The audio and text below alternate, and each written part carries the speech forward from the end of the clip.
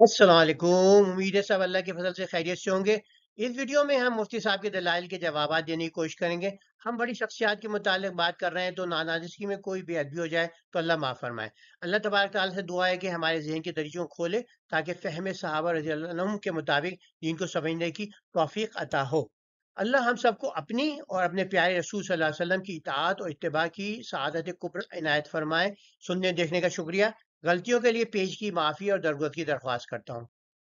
یہ مفتی صاحب کے دلائل 1 تا 7 ہیں، مگر یہاں اس حصے میں ہم صرف 1 تا 5 کے جو ہیں جوابات دیں گے۔ انشاءاللہ باقی جوابات جو ہیں حصہ 2 میں ہوں گے انشاءاللہ۔ یہ مفتی صاحب کے دلائل 8 تا 13 ہیں۔ ہمارا مقصد مخالفت برائے مخالفت بالکل نہیں، بلکہ تاریخ اور دینی نقطۂ نظر سے ایک دوسرے سے سیکھنا ہے۔ کسی کی دل آزاری بھی مقصود نہیں ہے۔ مفتی صاحب کی پہلی دلیل یہ ہے کہ برِ صغیر میں 1200 سال پہلے وسطی ایشیا سے حنفی اسلام ہی آیا تھا۔ ہم یہاں اس عام غلط فہمی کو رفع کرنے کی کوشش کریں گے۔ تاریخ کا سرسری مطالعہ بھی اس غلط فہمی کا ازالہ کرنے کے لیے کافی ہے۔ اسلام ایرانی اور ترکی وسطی ایشیا میں خلافت راشدہ میں ہی پہنچ گیا تھا، اور حضرت عثمان کی شہادت تک تمام بڑی شہری مراکز مشرف اسلام ہو چکے تھے، اور یہاں صحابہ کرام کا غیر مقلد اسلام ہی پہنچا تھا۔ چینی اور روسی وسطی ایشیا بنی امیہ کے دور میں ہی غیر مقلد مسلم ہو گیا تھا۔ ہم سب اہل حدیث سے جتنے بھی یہاں کے وسطی ایشیا کے لوگ تھے، پاکستان اور اطیع اللہ اور اطیع رسول کے اصول پر کاربند تھے۔ ان کے لیے اللہ کا اور رسول کا اتباع کافی تھا۔ وہ اللہ کے علاوہ کسی اور کی غلامی کا طوق پہننے کا سوچ بھی نہیں سکتے۔ اسلام 1400 سال پہلے ہی یہاں پہنچ چکا تھا۔ ہم صرف ایرانی وسطی ایشیا، روسی وسطی ایشیا، ترکی وسطی ایشیا، روسی وسطی ایشیا، جتنے بھی چینی وسطی ایشیا اور جتنے بھی وسطی ایشیا کے جتنے بھی ممالک ہیں، افغانستان بھی اور پاکستان کے تمام بڑے چھوٹے شہر حضرت عثمان کے دور میں غیر مخلد مسلم ہو چکے تھے۔ ان کے امام اعظم رسول اللہ صلی اللہ علیہ وسلم تھے۔ اسلام کی پہلی 7 صدیوں میں عالم اسلام کی طرح وسطی ایشیا، افغانستان، پاکستان، ہند اور مسلمانوں کی اکثریت غیر مخلد تھی۔ 5ویں صدی میں شروع ہونے والے جبر کے نتیجے میں آبادی آہستہ آہستہ مخلدین کے حق میں بڑھنے لگی، مگر پھر آہستہ آہستہ 7ویں صدی کے اور 8ویں صدی کے اندر جا کے اکثریت آئی ہے، مگر جبر و عدم برداشت کے انتہا کے باوجود اہل حدیث کو ختم نہ کیا جا سکا۔ علامہ اقبال نے کیا پیارا شعر کہا ہے: خلق رہا تقلید شاں برباد دور، اے دوست لعنت با این تقلید بہت۔ عوام ان کی تقلید سے برباد ہو گئے، ہائے اس تقلید پر 200 لعنت۔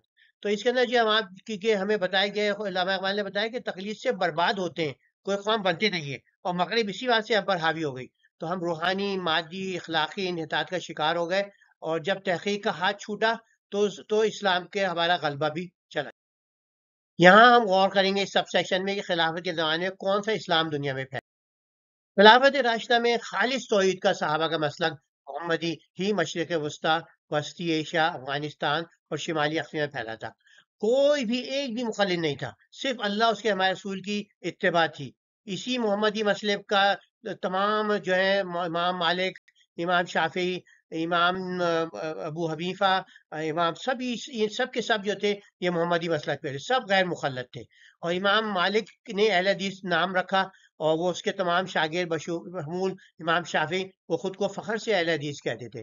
اس کے بعد جو ہے امام احمد بن حنبل وہ بھی اپنے آپ کو جو ہے کہتے رہے اہل حدیث ہی کہتے تھے، اور رسول اللہ کی پیش گوئی کے مستحق آخری ہجری تک انشاءاللہ جاری صحیح رہے گا یہ مسلک۔ امیہ خلافت جو ہے 40 سے 129 ہجری تک قائم رہی۔ انہوں نے بھی صحابہ، تابعین، تبع تابعین، افغانستان، پاکستان، تیونس، الجزائر، مراکش اور اسپین میں کون سا اسلام لائے تھے؟ وہ بھی وہی تو محمدی مسلک تھا، سب کا جو تھا غیر مخلد اسلام۔ اب یہاں غور کریں گے صحابہ کرام، تابعین، تبع تابعین، پاکستان، جنوبی ہندوستان، شمالی ہندوستان، بنگال اور لنکا میں کون سا اسلام لائے تھے، اور جو تھے کیونکہ سب صحابی یہاں پہنچ گئے تھے اس زمانے، تابعین بھی پہنچ گئے تھے، تو کون سا اسلام لائے؟ بہت سارے صحابہ خلافت راشدہ کے دور میں ہی برِ صغیر میں اسلام پھیلانے آ گئے تھے۔ 17 کے ہم یہ نام ہیں جو ہم یہاں ہمیں معلوم ہے کہ وہ یہاں آ گئے تھے، اور وہ سب کے سب جو تھے مسلک محمدی میں قائم تھے۔ صحابی تو بہت آئے، مگر ان کے جیسے تاریخ نے جو محفوظ کر لیے نام وہ یہ 17 تھے۔ سوال یہ پیدا ہوتا ہے کہ صحابہ کرام رضی اللہ عنہم مجمعین حنفی تھے، شافعی تھے، مالکی تھے، حنبلی تھے، محمدی؟ تو یہ سوال ظاہر ہے صاحب کہ محمدی تھے۔ اہل سنت والجماعت جو ہے اس میں الجماعت کی نسبت سے صحابہ کرام مراد ہے، جب یہ الجماعت غیر مخلد تھی اور صرف اللہ اور رسول اللہ صلی اللہ علیہ وسلم کی اتباع کرتی تھی، تو ثابت ہو کہ اصلی اسلام اور اصلی اہل سنت والجماعت غیر مخالف ہیں، کیونکہ سنت جو ہے وہ حدیث سے معلوم ہوتی ہے۔ تو اس واسطے جو ہے صرف جو سنت پہ پورا عمل کرتے ہیں، صحابہ کی جو اجماع ہے اس پہ عمل کرتے ہیں، وہ صرف واحد ایک جماعت ہے اور وہ ہے اہل حدیث۔ تابعین تو بہت آئے خلافت راشدہ میں، مگر صرف 44 تابعین کا ہمیں جو ہے ریکارڈ موجود ہے۔ تو وہ سب یہ کون سا اسلام پھیلا رہے تھے؟ کہ حنفی پھیلا رہے تھے، شافعی پھیلا رہے تھے، مالکی پھیلا رہے تھے، حنبلی پھیلا رہے تھے، یا پھر محمدی مسلک جو صحابہ کا مسلک تھا؟ جب تابعین 50 کے قریب آ گئے تھے تو ہمیں اندازہ ہو سکتا ہے کہ تبع تابعین تو ہزاروں میں ہوں گے، جو انڈیا، پاکستان، افغانستان اور بر صغیر میں جو آئے۔ تو ان کا یہ کم از کم ہماری تاریخ جو ہے اس نے 18 نام محفوظ کیے ہیں، تو ان میں سے کوئی بھی نہ حنفی تھا، شافعی تھا، نہ مالکی تھا، نہ حنبلی، صرف وہ محمدی مسلک پہ تھے، صحابہ کے مسلک پہ تھے۔ تو وہی ہمارا جب تابعین اور تبع تابعین اعظام رحمۃ اللہ عنہم اجمعین، وہ بھی نہ حنفی تھے، نہ شافعی تھے، نہ مالکی تھے، نہ حنبلی تھے، وہ صرف محمدی تھے۔ تو وہ صحابہ کرام کی طرح سب غیر مقلد تھے اور صرف اللہ اور وسلم کا اتباع کرتے تھے۔ بس ثابت ہوگا اصلی اسلام اور اصلی اہل سنت والجماعت غیر مقلد اسلام ہے، جو اہل حدیث۔ اللہ کے رسول نے فرمایا صلی اللہ علیہ وسلم نے کہ اسلام کی پہلی 3 نسلیں، صحابہ کرام، تابعین، تبع تابعین رحمۃ اللہ اجمعین، یہ سب جو تھیں خیر القرن ہے، بہترین دور ہے ہمارا۔ تو یہ خیر القرن جو تھے وہ سب جو تھے اللہ کے رسول کی اتباع اپنے لیے کافی سمجھا تھا، اور ان کا مسلک محمدی بہتر ہے یا بادشاہوں کی تقلیدی مسلک؟ آپ خود اس پہ اب علامہ اقبال کا یہ شعر پہ بھی غور کریں: تقلید کی روش سے تو بہتر ہے خودکشی، رستہ بھی ڈھونڈ خضر کا، سودا بھی چھوڑ دے۔ تو اس میں نے یہی کہ خودکشی، کیونکہ ہم اجتماعی خودکشی کرتے ہیں، کیونکہ جب ہم نے جو اسلام کو جو تھا ایسے راستے پہ پہنچا دیا کہ جب تقلید پکڑی تو تحقیق چھوڑی، اور جو تھے ہم جو ہے سب ہم پہ سب مغلوب ہو گئے، اور مسلمانوں کا یہ حالت انحطاط جو ہے بڑھتے بڑھتے یہاں تک پہنچ۔ اب وسیع عیشے میں صحابہ کرام، تابعین اور تبع تابعین رضی اللہ عنہم اجمعین کون سا اسلام لائے؟ اس نقشے کا مطالعہ کریں گے تو آپ دیکھیں گے کہ یہ جو ہے یہ ڈارک کلر کے اندر جو ہے سعودی عرب اور یمن، پورا جو تھا جزیرہ نما عرب جو ہے اللہ کے رسول کے زمانے میں ہی مسلمان ہو گیا تھا۔ اس کے بعد جو ہے خلافت راشدہ میں آپ نے دیکھا، اردن دیکھ لیں، فلسطین، لبنان، سیریا اور عراق، اور یہ یہاں پر ترکی کا جو ہے شمالی حصہ سارا، جو جنوبی حصہ، اس کے علاوہ ایران پورا کا پورا آ گیا، افغانستان کے بھی جو ہے آپ نے دیکھ لیا کہ ویسٹرن ایریا اور جو ہے سادرن ایریا وہ ہو گیا۔ اس کے علاوہ سینٹرل ایشیا کے کتنے سارے علاقے جو تھے ان کے زمانے میں ہی مسلمان ہو گئے تھے۔ اور پھر جو تھے آپ نے دیکھا بنی امیہ، اس کے رائٹ پہ لیفٹ پہ یلو رنگ کے اندر، تو آپ دیکھیں پاکستان کے اندر اسلام پہنچ گیا تھا تو بنی امیہ کے دور میں ہی۔ اور اس کے علاوہ جو ہے آپ دیکھیں کہ پورے افغانستان میں اسلام پہنچ گیا تھا۔ یہ بعد میں غور کریں گے کہ اللہ کے حضرت عمر کے زمانے میں خلافت راشدہ کے اندر ہی جو تھا کابل سے قندھار تک جو تھے وہ اسلام ایک صحابی پہنچا چکے تھے، مگر وہ پھر دوبارہ ریورس ہو گیا تو پھر انہوں نے کر دیا۔ اب یہاں آگے دیکھیں سینٹرل ایشیا ہر جگہ جو ہے وہ پھیل گیا تھا اسلام بنی امیہ میں۔ پھر عباسیوں کے دور میں تقریباً پورا سینٹرل ایشیا جو تھا فتح ہو گیا۔ تو یہ یہاں پر سب جو تھے وہ غیر مخلد اسلام آیا تھا۔ اسپین میں دیکھیں، یہاں پر اگر دیکھیں افریقہ میں مصر، پورا نارتھ افریقہ، یہاں پر جو تھا غیر مخلد اسلام آیا تھا۔ حضرت خدیبہ بن مسلم مشہور تبع تابعی تھے، انہوں نے 94 ہجری میں خوارزم، بخارا، سمرقند، بلخ، کاشکر اور کابل فتح کر کے کون سا مسلک پھیلایا؟ تو یہ پورا جو ہمیں پتہ ہے کہ کون سا مسلک پھیلایا، محمدی مسلک پھیلایا۔ دوسری صدی ہجری میں چینی ترکستان بھی فتح ہو گیا، تو وہ کون سا مسلک لائے؟ تو وہ بھی جو تھے محمدی مسلک تھا، نہ شافعی، نہ حنبلی، نہ حنفی۔ پاکستان میں صحابہ کرام، تابعین اور تبع تابعین کون سا اسلام لائے تھے؟ پاکستان کے جو موجودہ علاقے ہیں، یہاں اسلام جو تھا خلفائے راشدین کے زمانے پہنچ گیا تھا، اور مکمل جو تھا کانکویسٹ اوپر سے سعود سے لے کے آخر تک جو تھا وہ کے اندر بنی امیہ کے دور میں ہو چکا تھا۔ تو یہاں پر ایک روایت کے مطابق یہی موجود ہے، بہت سارے صحابہ یہاں آئے، تو کم از کم ایک ہی ہے کہ بابا رتن تھے، ان کو جو ایک ویژن آیا کہ رسول آ گیا ہے، تو انہوں نے جو تھا پھر اللہ کے رسول صلی اللہ علیہ وسلم کے آگے زانو تلمذ بچھایا، اسلام لائے، اور پھر ان کے رسول اللہ علیہ وسلم کے انتقال کے بعد وہ پنجاب واپس آیا، یہاں اسلام پھیلایا۔ اور اگر یہ صحیح بھی روایت نہ ہو تو یہ ہے کہ 23 ہجری میں بلوچستان فتح کر کے صحابہ کرام نے، ہمیں پتہ ہے کون سا مسلک پھیلایا تھا۔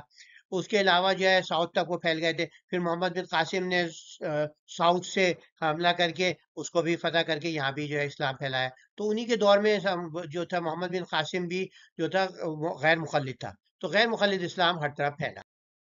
رسول اللہ نے اپنے آخری خطبے میں ہدایت دی تھی صحابہ کو. 1.25 لاکھ صحابہ موجود تھے. انہیں کہا جاؤ اور پھیلاؤ میرے دین کو. تو انہوں نے اس کو بہت سیریس لیا. تو ہندوستان بھی بہت سارے آئے, پاکستان کے علاقوں میں, مالدیپ میں آئے. مالدیپ صحابہ کے زمانے میں مسلمان ہو گیا تھا. سری لنکا پہ بھی بہت سارے علاقے مسلمان ہو گئے تھے. جنوبی ہندوستان جو ساحلی علاقے تھے وہاں اسلام جو تھا رسول صلی اللہ علیہ وسلم کے زمانے میں کہ وہ تھوڑی دیر بعد جو تھا اسلام راستہ میں پہنچ گیا تھا. گجرات جتنے بھی ساحلی علاقے تھے, ساؤتھ نارتھ, ہر جگہ اسلام پہنچ گیا تھا. بنگال. تو یہ پہلی صدی میں کون سے اسلام لائے تھے ہمیں پتہ ہے, نہ حنفی تھا, شافعی تھا, نہ مالکی تھا, نہ حنبلی, صرف محمدی مسلم. تو شاید یہ ہو سکتا ہے کہ جو آئے تھے پہلے سلطان انہوں نے زبردستی مسلمان بنایا ہو حنفی. تو یہ بھی ثابت نہیں ہوتا تاریخ میں, کیونکہ جو ہمیں پتہ ہے کہ جبر جو تھا وہ 5ویں صدی ہجری سے شروع ہوا اور 6ٹھی صدی ہجری میں جو تھے یہ بہت ہائٹ پہ پہنچ گیا. تو محمود غزنوی اس سے پہلے آئے. غوری سلطنت انہوں نے بھی شروع نہیں کری, اور دہلی سلطنت انہوں نے بھی شروع نہیں کری. تو ہمیں پتہ چلتا ہے کہ یہ مغل سلطنت کے دوران جو ہے یہ شروع ہوئی ہے, یہ زبردست جبر جو تھا. تو یہ کہ نہیں کہہ سکتے کہ جو حنفی جو تھے ہم اس واسطے ہو گئے کہ ہمارے پاس جو تھا وسطی ایشیا سے ہے. ہم پہلے سے جو تھے غیر مخلد مسلم تھے. تو کیا افغانستان میں جو تھا حنفی اسلام آیا اور پھر وہ ہمارے میں لے آئے؟ تو اس بات پہ بھی غور کر لیں. تو یہ غلط فہمی بھی آسانی دور ہو سکتی ہے, کیونکہ 31 ہجری میں صحابہ اور مجاہدین نے ہرات پر اسلام کا جھنڈا لہرایا. تو کون سے مسلک کی تبلیغ کر رہے تھے؟ وہ حنفی بنا رہے تھے لوگوں کو, شافعی بنا رہے تھے, مالکی بنا رہے تھے, حنبلی بنا رہے تھے. تو یا پھر غیر مخلد حضرت محمد صلی اللہ علیہ وسلم کی ڈائریکٹ اتباع کا دین سکھا رہے تھے, اطیع اللہ و اطیع الرسول کا دین سکھا رہے تھے. تو یہی ہوا کہ یہ تھی یہ 32 سے 40 ہجری میں صحابی عبد الرحمن بن سمرہ, جس کا میپ بعد میں دیکھیں گے, حضرت عمر کے دور میں قندھار سے کابل تک قبضہ کر کے انہوں نے کون سا مسلک پھیلایا افغانستان میں؟ آپ گیس کریں. 100 ہجری میں خلیفہ عمر بن عبداللہ کے زمانے میں شمالی افغانستان کی اکثریت ایمان لے آئی تھی, اور کس مسلک بھی لائی تھی؟ یقیناً آپ کا جواب ہوگا غیر مخلد. یہ جو ہے جیسے میپ میں نے کہا تھا, یہ حضرت عبد الرحمن بن سمرہ صحابہ کرام میں سے تھے. تو انہوں نے جنوبی افغانستان میں جہاد کیا تھا, جس کی وجہ سے قندھار سے لے کر کابل تک اسلام کا جھنڈا لہرانے لگا تھا. یہ بعد میں ریورس ہو گیا, مگر کافی لوگ جو ہے اس دور میں بھی مسلمان ہو چکے تھے.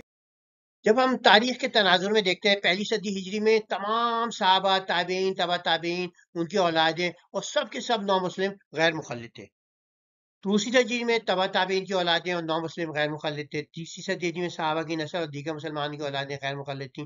چوتھی صدی ہجری میں صحابہ کی نسل اور دیگر مسلمانوں کی اولادیں غیر مخلد تھیں. 5ویں 6ٹھی صدی ہجری میں صحابہ کی نسل غیر مخلد رہی. ابھی تک حجاز میں غیر مخلد ہیں, مگر سلجوقی کے زیر اثر علاقہ مخلدین تعداد بڑھنا شروع ہو گئی. تو پھر تقلید کب فرض ہونا شروع ہوئی, اس پہ ہم ذرا غور کرتے ہیں.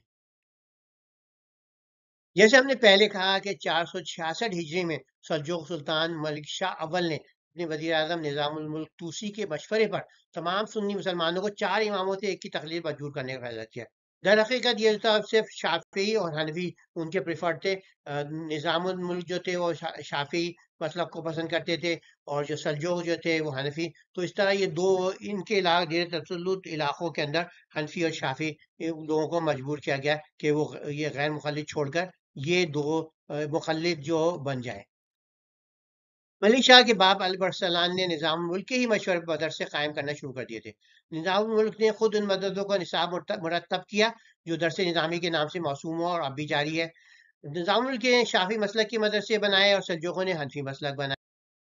یہ تو صحیح ہے کہ سلطانوں کے جبر اور سارے مدرسوں میں اور مسجدوں میں صرف مخلدوں کا اپوائنٹ کرنے سے بہت بڑا فرق پڑا, مگر اس سے ایک اور بڑا فرق یہ تھا کہ جو خارج التحصیل طلباء تھے ان کی جو تھی ایسی جو تھی فقہ کے اندر صرف تربیت تھی.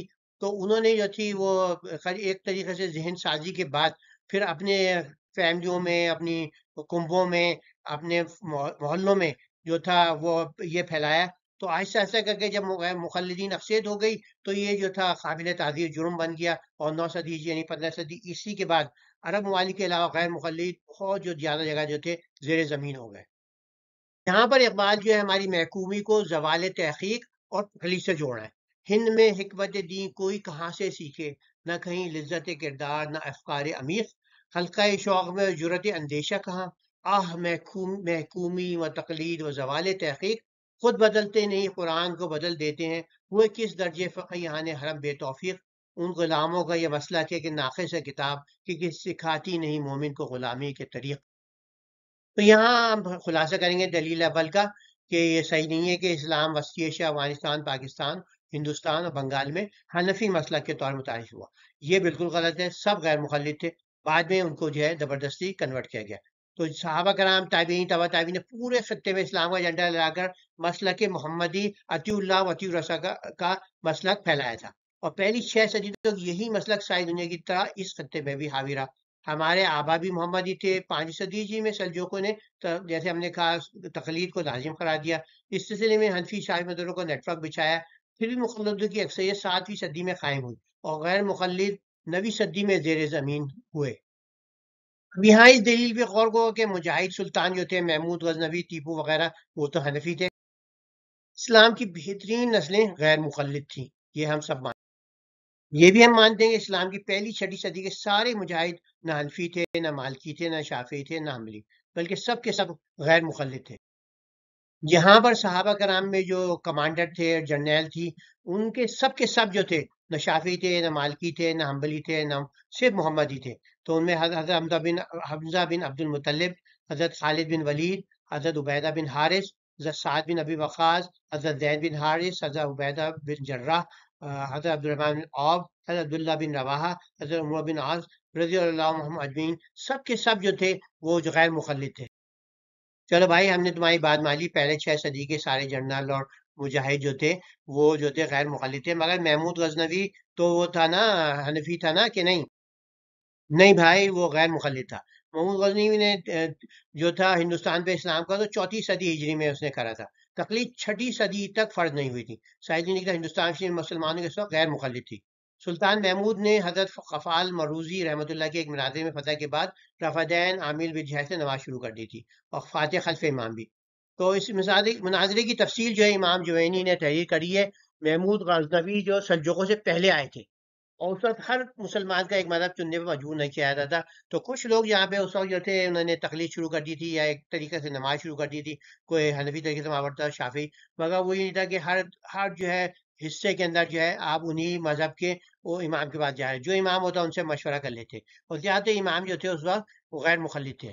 تو انہوں نے غزنوی نے ہندوستانی مسلمانوں کو مسلک بدلنے میں مجبور نہیں کیا، وہ خود بھی غیر مخلد تھے۔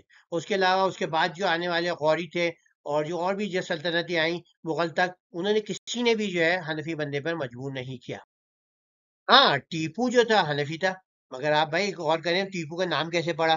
ٹیپو کے جو والد صاحب تھے حیدر علی، انہوں نے جو تھی ان کی اولاد نہیں ہو رہی تھی، تو وہ مزار پہ گئے، ٹیپو صاحب کے جو تھے وہ تھے ولی تھے، تو ان کے جو ہے مردہ ان کے پاس گئے اور انہوں نے ان سے مانگا، تو ان کو بیٹا عنایت ہو گیا اللہ کی طرف سے، تو وہ سمجھے کہ یہ ٹیپو صاحب کی دعا مانگی تھی ان کی طرف ہو گیا، تو انہوں نے اس کا نام ٹیپو رکھ دیا۔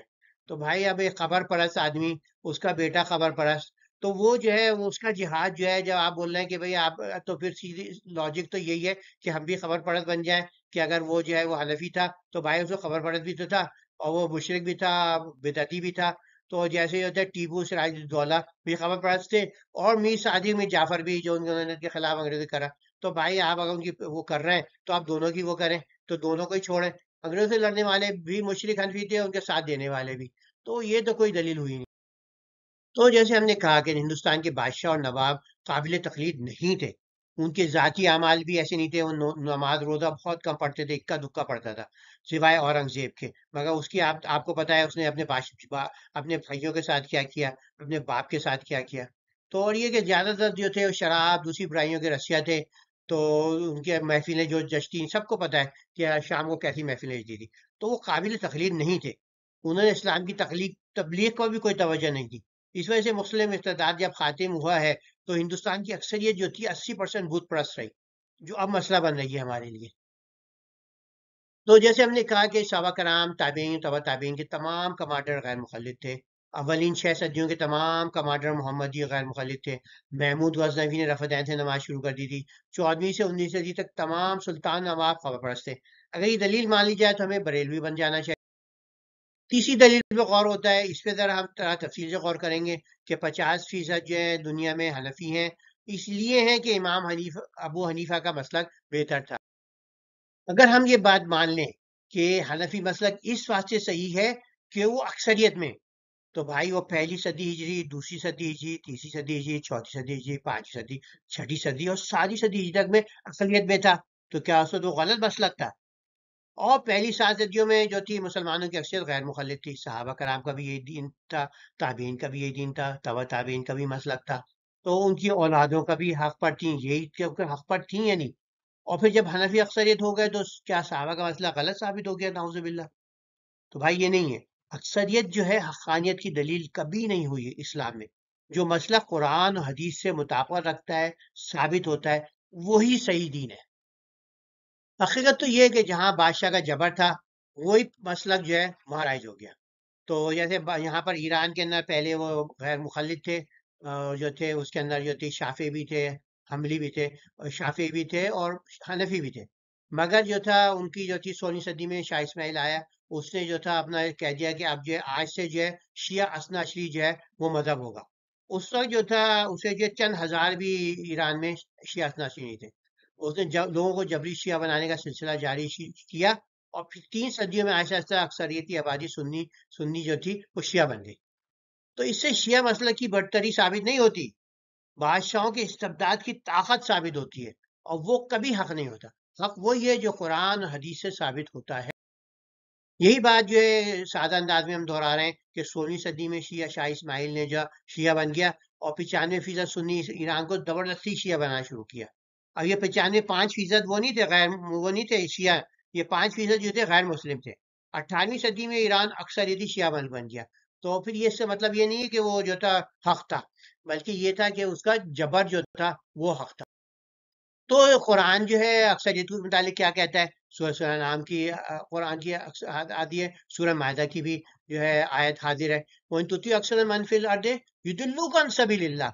اگر تم لوگوں کی اکثریت کو جو ہے کہنے پر چلو گے تو تمہیں اللہ کے راستے سے بھٹکا دیں گے، تو وہ تو گمان پہ چلتے ہیں، اور قیاس وَإِنْهُمْ إِلَّا يَخْرُصُونَ، قیاس آرائیاں کرتے ہیں۔ اور پھر جو سورہ معاہدہ کے اندر یہ مدنی آیت ہے، وَإِنَّ كَثِيرًا مِنَ النَّاسِ لَفَاسِقُونَ، ان میں تو کوئی شک ہے ہی نہیں کہ لوگوں میں سے اکثر لوگ فاسق اور نافرمان ہیں۔ ہم یہ بہت سنتے ہیں، ہم سواد آدم ہیں، ہم سچ ہیں، ہم حق پر ہیں، تو یہ حدیث، تو یہ کیا ہے؟ حدیث صحیح ہے؟ یہ صحیح بات نہیں ہے، یہ کیا، یہ ضروری نہیں ہوتا کہ اکثریت حقی ہو۔ حضور صلی اللہ علیہ وسلم پر وحی کا اختتام ہوا اور اسلام مکمل ہو گیا۔ حق اب صرف قرآن و حدیث سے ہی مل سکتا ہے۔ تو کیا پھر سواد اعظم کی ابن ماجہ سے حدیث ثابت نہیں ہے؟ وہاں پہ حدیث ضرور ہے، اتبعوا بالسواد العظم، سواد اعظم کی پیروی کرو۔ تو اس روایت کو محدثین کرام نے ضعیف ترین قرار دیا ہے، ضعیف جدن کہا ہے انہوں نے، اور اس کو غریب بھی کہا گیا ہے۔ ابو خلف العامی حازم بن عطا متروک اور کذاب ہے، اور معان ضعیف ہے۔ تو حنفیہ کی اکثریت جو ہے قبر پرست، بدعتی اور مشرک ہے۔ تو اگر یہ روایت صحیح ہوتی تو بریلوی پھر ناجی فرقہ ہے، نجات یافتہ۔ دیوبندی تو دنیا کی حنفی آبادی کا 3% بھی نہیں۔ اگر بالفرض یہ مان لیں کہ یہ روایت جو ہے صحیح ہے، یہ ضعیف نہیں ہے، ضعیف جدن نہیں ہے، تو ایک شخص یا اس کے شاگرد سواد اعظم نہیں ہو سکتے؟ مثال کے طور پہ ان کے آپ دیکھیں 10 مان لیں کہ 10 شاگرد ہیں امام ابو حنیفہ کے، تو وہ کیا سواد اعظم ہو گئے؟ یا لاکھوں کروڑوں سواد اعظم ہوگا؟ تو یہ ان کے علماء کتنے، کئی سو کئی ہزار، تو وہ بھی سواد اعظم نہیں ہوا، تو وہ سواد اعظم پھر مسلک تو قرار نہیں پایا۔ تو اس واسطے یہ ہے کہ اور سواد اعظم اگر حق پر ہے تو اکثریت کا جو عمل جو ہے وہ بھی حق ہوگا، دین ہو جائے گا۔ مثال کے طور پہ آپ مان لیں کہ مسلمانوں کی اکثریت بے ایمان ہے اور جھوٹی ہے، تو پھر جو ہے بے ایمانی حق ہو جائے گی، اگر سعودی کاروبار پھر جائز ہو جائے گا، کیونکہ اگر اکثریت پاکستان کے جو کاروباری لوگ ہیں، مسلمان جو ہیں، وہ سود لینے لگے اور مختلف مسلمانوں کے ملکوں کے، تو پھر وہ بھی جائز ہو جائے گا۔ تو یہ پھر اکمل تو لکم دینکم جو والی قرآنی آیت ہے، اس کی یہ تشریح جو ہے اس کی مخالفت کر دے گی۔ یہ اندازہ کہ 50% آبادی ہیں حنفی، یہ غلط ہے، کیونکہ اگر آپ جو ہے ڈیموگرافک جو ہے ہر ملک کی آبادی کو ایڈ کریں تو یہ غلط ہوتا ہے، تو کیونکہ شافعی، مالکی اور حنبلی غیر مخلد ملا کے جب جو ہوتا ہے وہ غیر سواد اعظم، وہ 60% ہیں مسلمان آبادی کا۔ تو حنفی جو ہے رفع دین فاتحہ کی امام کے پیچھے تلاوت آمین زور سے کہنا، اس میں صرف حنفی علیحدہ ہیں، باقی سب تو بھائی اسی طرح نماز پڑھ رہے ہیں جو صحیح سیاستہ میں موجود ہے. تو پھر جو ہے سواد اعظم تو جو ہے وہ حنفی نہیں ہوئے، ان کا نماز کا طریقہ غلط ہو گیا. تو یہ حدیث بھی آپ کے خلاف جا رہی ہے. اس روایت کی اگر سند جو ہے صحیح بھی ہوتی تو اس کی جو متن ہے وہ قرآن کے خلاف جا رہا ہے، کہ قرآن فرما رہا ہے اتبع انزل الیکم من ربکم، پیروی کرو اس کی جو نازل کیا گیا تمہاری طرف سے تمہارے رب کی جانب سے، یعنی وہی کی پیروی کرو. یہ کہہ رہا ہے نہیں آپ جو ہے سواد آدم کی پیروی کریں، اکثریت کی پیروی کریں. تو یہ تو جو ہے یہ بالکل جو ہے اس کا متن جو ہے قرآن کے جو صریح مطلب ہے اس کے خلاف جا رہا ہے. اس سب سیشن میں غور کریں گے کہ ہم دونوں وحیوں کی پیروی مقدم ہے. سورہ آراف میں تو ہمیں قرآن سکھا رہا ہے کہ صرف جو ہے ہمیں پیروی کریں صرف جو وحی ہے. اتبعوا ما انزل الیکم من ربکم، تمہارے رب کی طرف سے جو نازل ہے اس کی اتباع کرو. ولا تتبعوا من دونہ اولیاء، اس کے علاوہ جو کوئی بھی ہے اولیاء ہے جو کوئی بھی ہے اس کی اتباع مت کرو. قلیلا ما تذکرون، کمی ہے نصیحت تم حاصل کرتے ہو. اور یہ صحیح قرآن نے صحیح کہا، ہم جو ہے قرآن کی صریح آیت کے خلاف جا رہے ہیں، ہم اور لوگ اتباع کر رہے ہیں قرآن کی، وہی جو ہمیں اللہ اور اس کے رسول پہ وہی آئی تھی اس کو چھوڑ کر. صرف وہی کی پیروی کا حکم دیا گیا ہے. سورہ نام کی آیت ہے وَإِن تُطِيعُوا أَكْثَرَ مَن فِي الْأَرْضِ يُضِلُّوكَ عَن سَبِيلِ اللَّهِ، اگر تم ان لوگوں کی اکثر کے کہنے میں چلو جو زمین میں بستے ہیں تو تمہیں اللہ کے راستے سے پھٹکا دیں گے. وہ تو اس گمان پر چلتے ہیں اور قیاس آرائیاں کرتے ہیں. اس پہ ہم جو پہلے بھی جو ہے اس آیت کو مینشن کر چکے ہیں. تو دو وحیاں ہمیں دی گئی ہیں، ایک براہ راست ڈائریکٹ وحی ہے جو قرآن ہے، اور ایک بالواسطہ انڈائریکٹ وحی ہے جو نبی کے ذریعے آئی ہے، وہ صحیح احادیث. صرف اور صرف غیر مقلد جو ہیں رب کی دونوں وحیوں قرآن حدیث کی مکمل اتباع کرتے ہیں، اس کو مقدم جانتے ہیں اور مانتے ہیں. غیر مقلدین کی سب سے پہلے اللہ کا حکم قرآن ہے، اس کے بعد رسول اللہ کی سنت صحیح حدیث ہے. وہ صرف اللہ کے رسول کی تقلید کرتے ہیں. محمد صلی اللہ علیہ وسلم ان کے امام اعظم ہیں، صرف وہ معصوم بالخطا ہیں، اس کی گارنٹی صرف اللہ کے رسول کی گارنٹی اللہ نے لی ہے، باقی سب امتی خطا کر سکتے ہیں. بندوں کی تقلید قرآن حدیث سے مقدم کبھی نہیں ہو سکتی. اگر آپ نے اتباع کی آنکھیں بند کر کے اس کے پیچھے گئے کہ ہمیں نہیں پتا ہم تو ان کے پیچھے جائیں گے، اور وہ اگر اللہ نہ خدا نہ خواستہ غلط ہوئے تو آپ جو ہے اپنا دین خراب کر چکے. تو وہی کو پیروی کرنا، بہوی کی پیروی کو ترجیح دینا، اس کے اندر یہ ہے کہ بڑے سے بڑے امام کی رائے آ جائے اور کسی قرآنی آیت صحیح سے متصادم ہوتی ہے، کیونکہ وہ نص جو ہے اصلی وہی ہے، ہم رسول صلی اللہ علیہ وسلم کو ترجیح دیں. ہر دفعہ کوئی امتی رسول سے بڑا نہیں ہو سکتا، نہ اس کی رائے ان کی رسول صلی اللہ علیہ وسلم کی پیاری حدیث سے افضل ہو سکتی ہے. تو ہم جو ہے مسئلہ کہ محمدی کا مطلب یہی ہے کہ ہم صرف محمد جو ہے ہمارے امام اعظم ہیں، انہی کی شریعت و منہج کو مانتے ہیں. تو جو صرف جو ہے ایک شارع قرآن نے بنایا شریعت دینے والا، ہمیں شریعت کتنے دی؟ رسول اللہ نے دی. اس قرآن کو بتائے ہم کسی اور کی دین کے مقابلے میں فوقیت نہیں دے سکتے، اور ہم قرآن اور صحیح حدیث کو رد کرنے کی جرت نہیں کرتے، امام کی رائے کو رد کر دیتے ہیں چاہے وہ کتنے بڑے امام ہوں. ہمارے لیے مرجع تقلید جو ہے صرف امام اعظم رسول صلی اللہ علیہ وسلم ہے، اس کے علاوہ. اس سب سیشن میں ہم غور کریں کہ مومن بننا ہے، سچے مومن ہو ہی نہیں سکتے اگر رسول صلی اللہ علیہ وسلم کی محبت ہمارے زندگی میں مقدم نہ. اب امام بخاری رحمۃ اللہ علیہ کی یہ حدیث جو ہے غور طلب ہے، جو انہوں نے حضرت انس اور حضرت ابو ہریرہ رضی اللہ عنہ اجمعین سے روایت کی ہے. رسول صلی اللہ علیہ وسلم نے فرمایا صلی اللہ علیہ وسلم، تم میں سے کوئی شخص اس وقت کامل مومن نہیں ہو سکتا جب تک میں اس کے نزدیک اس کی اولاد، اس کے والدین اور تمام لوگوں سے زیادہ محبوب نہ ہو جائے. تو اس کے اندر جو ہے آپ کے امام بھی شامل ہیں، وہ اگر آپ ان سے زیادہ محبت کرتے ہیں، ان کی بات زیادہ مانتے ہیں، تو پھر جو ہے آپ جو اللہ کے رسول سے محبت نہیں. تو یہی جو ہے مومن کبھی ہو ہی نہیں سکتے جب تک ہم رسول اللہ صلی اللہ علیہ وسلم کو اپنی اولاد، والدین اور تمام سے زیادہ محبوب نہ ہو جائیں، تمام اماموں سے بھی زیادہ. اور نبی سے محبت کی جو پہلی شرط ہوتی ہے ان کا اتباع ہے. تو کیا ہم ان کے اتباع کو مقدم رکھ رہے ہیں؟ جو بھی تقلید کرتا ہے اس کے لیے اس آیت پہ غور، سورہ آل عمران کی 31ویں آیت پہ غور کرنا بہت ضروری ہے. قل ان کنتم تحبون اللہ فاتبعونی یحببکم اللہ ویغفر لکم ذنوبکم واللہ غفور رحیم. اے نبی صلی اللہ علیہ وسلم ان لوگوں سے کہہ دو اگر تم حقیقت میں اللہ سے محبت رکھتے ہو تو میری پیروی اختیار کرو. فاتبعونی یحببکم اللہ، اللہ تم سے محبت کرے گا اور تمہاری خطاؤں سے درگزر فرمائے گا، وہ بڑا معاف کرنے والا اور رحیم ہے. تو آپ نے دیکھا کہ جو ہے اللہ، اگر آپ چاہتے ہیں کہ جو ہے اگر آپ کی واقعی اگر ثابت کرنا چاہ رہے ہیں کہ اللہ سے محبت کرتا ہوں تو رسول اللہ کی پیروی کرنی پڑے گی. یہ نہیں کہ آپ جو ہے خالی خولی کی محبت نہیں، کہ آپ کہہ رہے ہیں محبت کر رہا ہوں میں اللہ سے اللہ کے رسول سے محبت کر رہا ہوں، اور پیروی آپ تھرڈ پرسن کی کر رہے ہیں جس کی اللہ نے گارنٹی دی ہے، نہ اس کا ہمیں جو ہے کہ اس کے متعلق کسی قسم کی کہیں سے کسی وحی کے اندر یہ نہیں آیا کہ بھائی تم اس کی پیروی کرو گے تو تم میری پیروی کر رہا ہو. تو یہ کہ آپ اس پہ غور کر رہے ہیں. تو کیا وہ آپ رسول صلی اللہ علیہ وسلم کی پیروی کو مقدم رکھیں، اللہ آپ سے محبت کرے گا. یعنی کہ آپ کو یہ انڈائریکٹلی اگر آپ اللہ سے محبت کرتے چاہتے ہیں اللہ مجھ سے محبت کرے تو آپ رسول اللہ کی پیروی کریں. وہ جتنی پیروی کرتے آگے بڑھتے چلے جائیں گے، سنتوں کو اپناتے جائیں گے، بدعتوں کو دور کرتے جائیں گے، تو اللہ جو ہے پھر آپ کی پھر مغفرت بھی اور جنت بھی جبھی عطا ہوگی جب آپ جو ہے اللہ کے رسول کی پیروی کر رہے ہیں. یعنی کہ آپ تھرڈ پرسن کی جو ہے چاہے وہ جتنا بڑا ہو، تو وہ صحابہ سے بڑا تو نہیں ہو سکتا. آپ غیر صحابی کو پکڑ لیں اور اس سے کہہ رہے ہیں کہ میں اتباع جو ہے رسول کی بھی چھوڑ رہا ہوں. آپ کی صرف تقلید کے اندر جو ہے وہ آپ جو ہے آپ جانے اور اللہ جانے. تو بھائی پھر تو اللہ ہی جانے گا. اگر رسول صلی اللہ علیہ وسلم سب سے محبوب ہوں گے تو یہ چار باتیں ہوں گی. ان کی ہر بات سب اوروں کی محبت سے محبوب اور مقدم ہوگی. ان کی ہر بات کی پیروی کی جائے گی. ان کی تقلید کو سب امتی اماموں پر ترجیح دیں گے. زندگی کو ان کی مثال کے طور پر ڈھالیں گے. نماز روزہ حج اور حدیث کے مطابق ہوگا. تو جیسے اقبال نے کہا کہ محمد سے وفا تو نے تو ہم تیرے ہیں، یہ جہاں چیز ہے کیا لوح و قلم تیرے ہیں.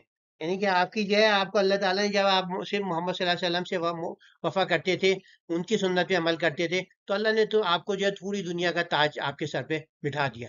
تو مگر آپ نے جب چھوڑا تو یعنی کہ لوح و قلم بھی چھوڑ گئے، تقدیر جو ہے تقدیر بھی آپ کا ہاتھ چھوڑ گئی، اللہ نے بھی آپ کا ہاتھ چھوڑ دیا. یہاں ہم خلاصہ کر لیتے ہیں. سواد اعظم کی حدیث جو ہے انتہائی ضعیف ہے. اب اسے صحیح مان بھی لیا جائے تو تمام غیر مقلد اور باقی تین مقلد مسلک ایک طرف اور حنفی الگ، تو سواد اعظم غیر حنفی ہوں گے. دیوبندی دنیا کی آبادی کا 3% ہے، تو وہ تو 100% غلط ثابت ہو گئے. تو پہلی صدی تو وہ غیر مقلد اکثریت میں تھے، اور حنفی اقلیت تو پہلی صدی میں حنفی غلط ہو گئے. تو یہ خلاصہ جاری ہے. قرآن کا حکم ہے کہ ہم دونوں وحیوں کی پیروی کریں، ان کے فیصلوں کے آگے کسی اور کی پیروی نہ کریں. ہم مومن ہو ہی نہیں سکتے اگر ہم رسول اللہ کی محبت کو مقدم نہ رکھیں صلی اللہ علیہ وسلم. اگر ہم چاہتے ہیں کہ اللہ ہم سے محبت کرے تو ہمیں رسول صلی اللہ علیہ وسلم کی پیروی کو مقدم رکھنا. یہ چوتھی دلیل ہے کہ ابو حنیفہ رحمۃ اللہ علیہ کے فیصلے قرآن حدیث کے خلاف لگتے ہیں، ہوتے نہیں ہیں. تو یہ بہت دلچسپ ہے، اس کو ہم دیکھتے ہیں. اب اس بات کی تردید جو ہے ان کے جو ہے جیسے امام غزالی نے اپنی کتاب منخول میں روایت کیا ہے کہ امام ابو حنیفہ کے شاگردوں جو دو شاگرد رشید تھے، امام محمد بن حسن شیبانی اور ابو یوسف، تو انہوں نے 66 فیصلوں میں ان سے اختلاف کیا امام ابو حنیفہ سے. تو کیا یہ لگتا ہے کہ وہ ان کے اگر فیصلے غلط تھے تو صحیح تھے 100%، تو پھر ان کو 66% کیوں اختلاف ہوا؟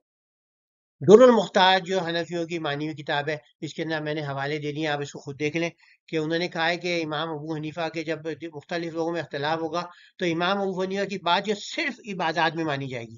امام محمد کی جو ہے مسائل ذوی الارحام کے جو ہے رشتہ داروں کے اس میں مانی جائے گی. امام ابو یوسف کی سب سے زیادہ بات مانی جائے گی. وقف جو ہے، قضا ہے، مواریث ہیں، شہادات، یہ سب میں جو ہے ان کی امام ابو یوسف کی جو ہے بات کو ترجیح دی جائے گی. اور پھر امام ظفر جو ہے 17 مسائل ہیں ان پہ آپ جو ہے ان کو ترجیح دیں گے، امام ابو حنیفہ ان تینوں پہ. اب در المختار میں ہی جو ہے وہ یہ لکھا ہے کہ آپ جو ہے امام سباقی کہتے تھے کہ امام ابو حنیفہ کی بات صرف نماز کے معاملے میں مانی جائے گی، اور باقی تمام مسائل میں جو ہے صحابین جو ہے امام محمد امام ابو یوسف کی بات مانی جائے گی. تو بھائی اگر وہ کہہ رہے ہیں باقی چیز میں غلط تھے صرف نماز میں صحیح تھے، تو کیا اگر وہ نماز میں غلط ثابت ہوئے تو آپ کی نماز تو ساری گئی؟ آپ کی آخرت میں کھڑے ہو کے بولیں گے بھائی مجھے تو میں نے ابو حنیفہ کے لوگوں کے کہنے پہ ان کو مانا تھا، اب مجھے میرا کیا قصور؟ تو اللہ کہے گا نہیں بھائی یہ تو آپ کسی عدالت میں چلے جائیں کہ مجھے پتہ نہیں تھا، میں نے جو تھا یہاں پر پارک کر دیا، مجھے نہیں پتا تھا. وہ تو کہیں گے نہیں بھائی آپ کو جو ہے پارکنگ فائن دینا پڑے گا. آپ کی قانون کی جو اگنورنس ہے وہ کوئی ایکسکیوز نہیں ہے. اگر امام صاحب کے فیصلے نص کے مطابق ہوتے، قرآن حدیث کے مطابق ہوتے، تو ان کے سوا فیصلے تو پھر جو تھے ان کے شاگرد ان کے 66% فیصلوں سے اختلاف نہ کرتے. اور حنفی فقہ کے اندر بھی جو ہے نماز یا عبادت کے مسائل میں ان کی یہ نہ ہوتا ہے کہ صرف ان کی دو معاملوں میں پیروی کی جائے. تو یہ جو ہے خود ہی جو ہے حنفی فقہ جو ہے اس بات کو جو ہے ڈس پروف کر.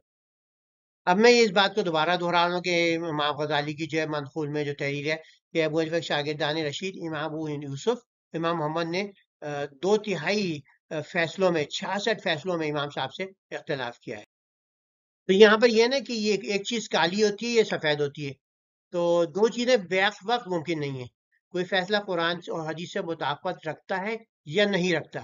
تو اگر رکھتا ہے تو چونکہ سب حدیث مدون ہو چکی ہیں، ان کی صحت سیاستہ سے میں محدثین کرام نے متعین کر دی ہے. تو اگر مطابقت ہوگی تو ہمیں قرآن آیت حدیث مل جائے گی. تو آپ کسی اس کو بچے کو لگائیں کہ بھائی جو ان کے سارے فیصلے ہیں ان کو دیکھو کیا دلیل ہے، کون سا قرآن میں دلیل مل رہی ہے، کون سی صحیح حدیث سے دلیل مل رہی ہے. تو دودھ کا دودھ پانی کا پانی، اس میں جو ہے ہاتھ کنگن میں آرسی کیا، فوراً آپ کو جو ہے پتہ چل جائے گا. اگر ان کے فیصلے واقعی جو ہے قرآن حدیث سے مطابقت رکھتے اور صرف لگتے کہ نہیں رکھتے، تو پھر یہ جو ہے چار ہم نے کہا جیسے شاگرشین جو ہیں ان کے صرف 33% مسائل سے اتفاق کر رہے ہیں. اور 6 صدی ہجری تک کئی حنفی مجتہد جو تھے ان کے آتے تھے، جب تک اجتہاد کا راستہ ان سے اختلاف کرتے تھے اور صاحبین سے بھی اختلاف کرتے تھے. آپ جو ہے تمام باقی جو ہوئے ہیں امام مالک، شافعی، احمد بن حنبل، وہ ان کے اکثر فیصلوں کے اور دلیل کے بنیاد پر اختلاف کرتے ہیں. اور اہل حدیث علماء بھی پچھلے 1400 سال سے ان سے جو ہے اختلاف کرتے آ رہے ہیں مختلف معاملات میں. تو یہ ہوتا ہے کہ اس کو دلیل ہمارے پاس ہے تو وہ صحیح، وہ آپ جو ہے اس کو ثابت کر دیں. اب میں نے یہاں صرف 3 جو ہے بیان کیے جہاں پر امام صاحب میں اور ان کے شاگردوں میں اختلاف ہے. ایک تو یہ کہ امام صاحب جو تھے فارسی اور مادی زبانوں میں نماز پڑھنا جائز سمجھتے تھے. تو اگر ان کی بات مان لی جاتی تو اس وقت کوئی جاتی میں پڑھ رہا ہوتا، کوئی سندھی میں پڑھ رہا ہوتا، الحمدوں کا ترجمہ، اور سب ہر آدمی جو ہے بھانت بات کی جو ہے بولی. امام صاحب جو تھے پنجابی ہیں تو پنجابی کے اندر ترجمہ کر رہے ہیں، اب وہ جو ہے اردو کے اندر سورہ فاتحہ پڑھ رہا ہے، قرآن کی بھی جو ہے وہ اردو کا ترجمہ نکال کے وہ پڑھنے لگے گا، یاد کرے گا. تو وہ جب جو تھا عجیب سا ہو جاتا. تو انہوں نے اللہ کا شکر کہ امام محمد ابو یوسف نے کہا کہ نہیں، عربی میں ہی نماز پڑھی جائے گی. ان کی بات کو، امام ابو حنیفہ کی بات جو تھی اس کو رد کر دیا. اور ابو حنیفہ جو تھے نماز میں سلام پھیرنے سے پہلے کسی بھی موقع پر اگر گیس آپ سے خالی ہو جائے تو ریا ہو جائے تو اس سے نماز ساقط ہونے کے قائل تھے. مگر امام محمد ابو یوسف کہتے ہیں التحیات جو ہے اس کے بعد التحیات آپ نے شروع کری، آپ کی نماز مکمل. اس کے بعد اگر آپ کی گیس نکلی تو پھر نماز ساقط نہیں ہوتی، آپ آرام سے جو ہے سلام پھیر لیں. مگر اللہ کا شکر کہ جو ہے وہ یہ جو ہے ان کی بات، ابھی مجھے پتہ نہیں کہ ان کی بات مانی گئی ہے، امام صاحب کی بات مانی گئی، مگر میں یہ گڈ ایزمپشن رکھوں گا کہ انہی کی بات مانی گئی ہوگی. آپ جیسے امام وہی وجہ تھے صحیح حدیث کے مطابق اثر نماز جلدی پڑھنے کے قائل تھے. یہاں پر امام محمد اور ابو یوسف جو تھے اثر دیر میں پڑھنے کے قائل تھے، تو ان کی بات مانی گئی. تو یہ صرف چند ہے، بہت ساری مثالات ہیں. جیسے ہم نے پہلے کہا کہ امام سباقی جو صرف نماز کے مسائل میں حضرت ابو حنیفہ کے قول پر فتویٰ دیا کرتے تھے، اور دیگر مسائل خواہ عبادات ہوں غیر عبادات ہوں سب میں امام یوسف و امام محمد کے قول پر فتویٰ دیا کرتے تھے. تو یہ عمل سے کہہ رہے ہیں کہ امام صاحب صرف نماز کے معاملے میں صحیح تھے، باقی معاملات میں ان کے شاگرد صحیح تر ہیں.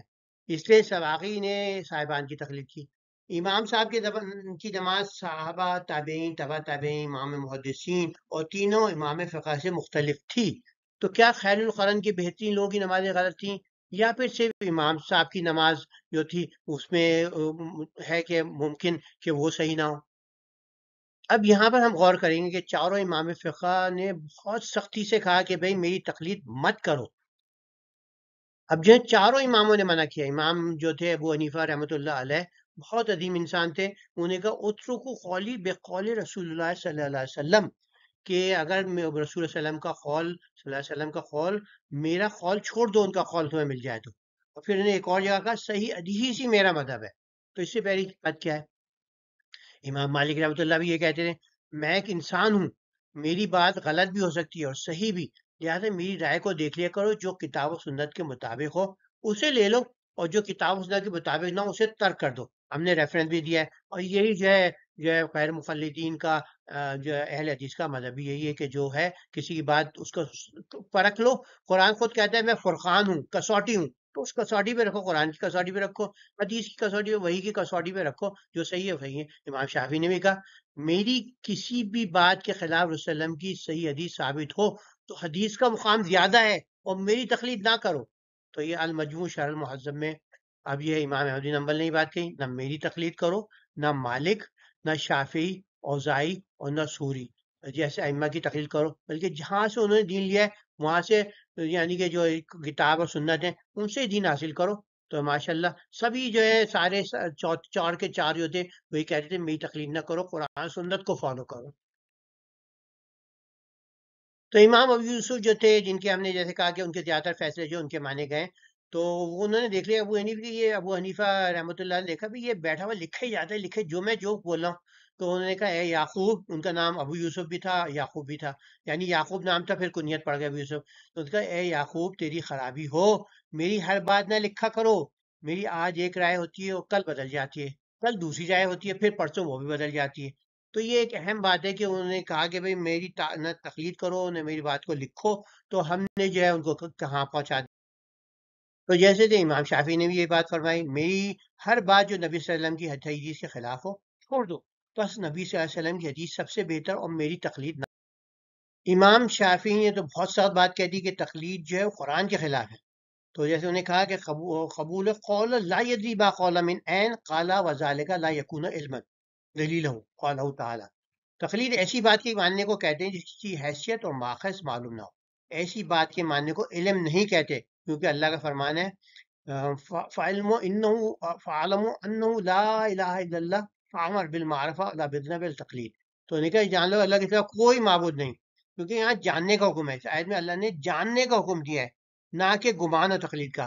فامر بالمعرف، اپنی معرفت کا حکم دیا، لا بالظن والتقلید.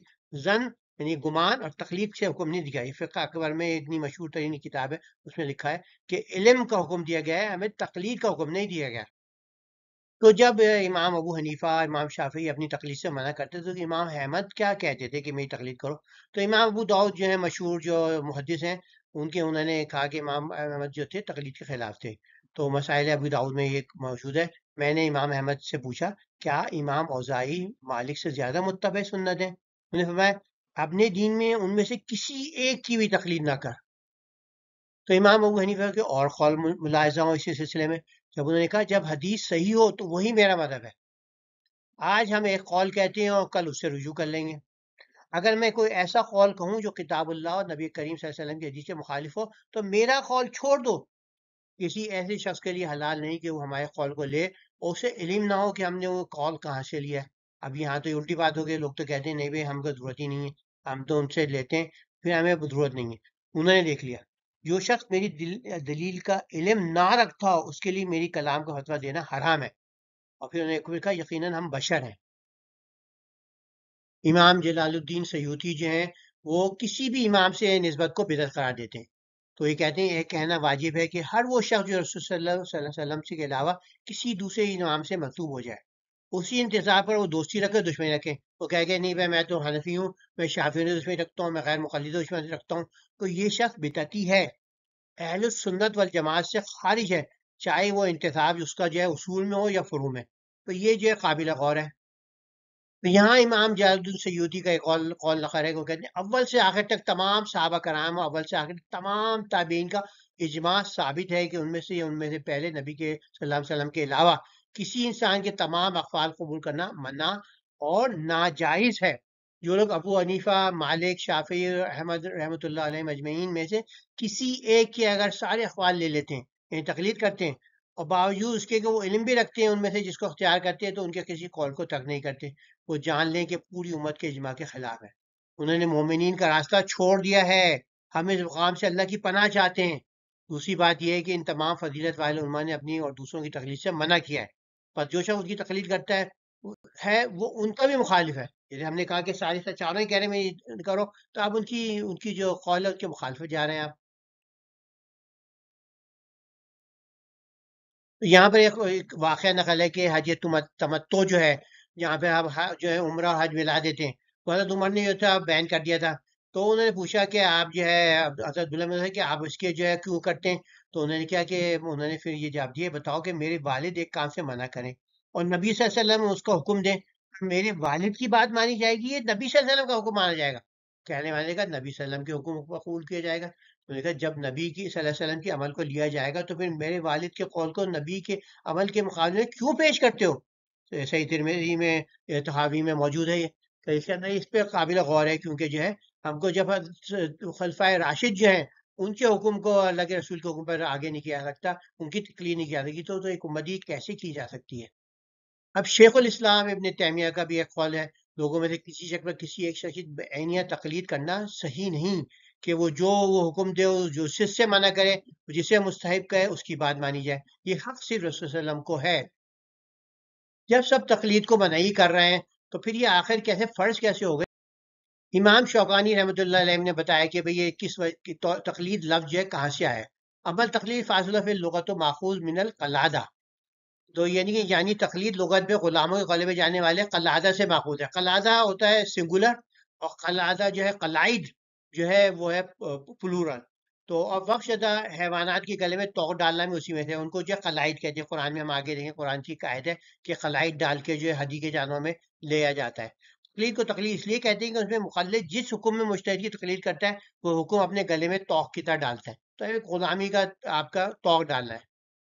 پرانے زمانے میں جو تھا غلام کے گلے میں جو تھا، جیسے وہ آتا تھا اس کے جو تھے، جب غلام ہوا تو اس کے گلے میں جو تھا ایک جو تھا قلادہ ڈال دیا جاتا تھا، تو وہ دور سے نظر آتا تھا کہ بھئی یہ غلام ہے، تو وہ جو ہے اس کو تھوڑے کام کے لیے اس کو جو ہے ویسے بازار بھیجتے تو اس کے ساتھ بھیجتے تھے، تو کہیں بھاگ نہ جائے، بھاگتا ہوا ہے فوراً پکڑ لیں گے لوگ۔ تو یہ جو ہے ہم جو ہے خود ہی غلامی کا جو ہے فکری غلامی کا پابند کر رہے ہیں اپنے آپ کو۔ تو بھائی جب اسلام نے آزاد کر دیا، اللہ نے ہمیں آزاد کر دیا، تو ہم یہ غلامی کیوں اپنے جو ہے خود ہی منڈ رہے ہیں؟ جیسے پہلے کام نے تقلید جو 5ویں صدی میں بادشاہوں کی حکومت شروع ہوئی، اور 6ٹھی صدی 12ویں جو صدی عیسوی تھی اس میں عام ہوئی، اور 7ویں یعنی 13ویں صدی عیسوی یا 8ویں صدی ہمیں یہ 14ویں صدی عیسوی تک جو ہے اکثریت بن گئے۔ تو یہ اس پہ جو ہے اختلاف ہے کہ یہ آیا جو تھا 13ویں صدی میں مخلد جو تھے اکثریت ہو گئے 14ویں صدی میں۔ تو اس کے بعد مسلمان ہونے والے جو بھی مسلمان ہوتے تھے وہ خود ہی وہ سمجھتے تھے کہ یہ بھی اسلام کا حصہ ہے، اور صحابہ ان کی اولاد کے مسئلہ کو غلط سمجھنے لگے۔ جبر کی انتہا 15ویں صدی میں اتنی بڑی کہ غیر مخلدوں کا مسلک صحابہ قائم رہنا جوشی لانے مترادف ہو گیا، اور وہ اکثر جو تھے وہ چھپانے لگے کہ تمہارے حق کا کہنے بھائی ہمیں جو ہے ورنہ ہمیں مار دیں گے۔ تو 15ویں صدی عیسوی تک جو ہے تقلید جو ہے قانون کا حصہ بن گیا تھا، اکثر ملک میں جو تھا یہ قابل تعزیر جرم بن گیا تھا، اور پھر غیر ضمیمی مخلد جو تھا ان کو اپنا چھپانا پڑ گیا، اور جیسے جیسے تقلید نے اپنے پنجے گاڑے مسلمانوں کا انحطاط بھی شروع ہو گیا۔ خوابیدہ مغرب نے انگڑائی لی اور تقلید کو چھوڑ کر تحقیق کو پکڑ لیا، سائنس بھی ترقی کرتے کرتے دنیا پر قبضہ کر لیا۔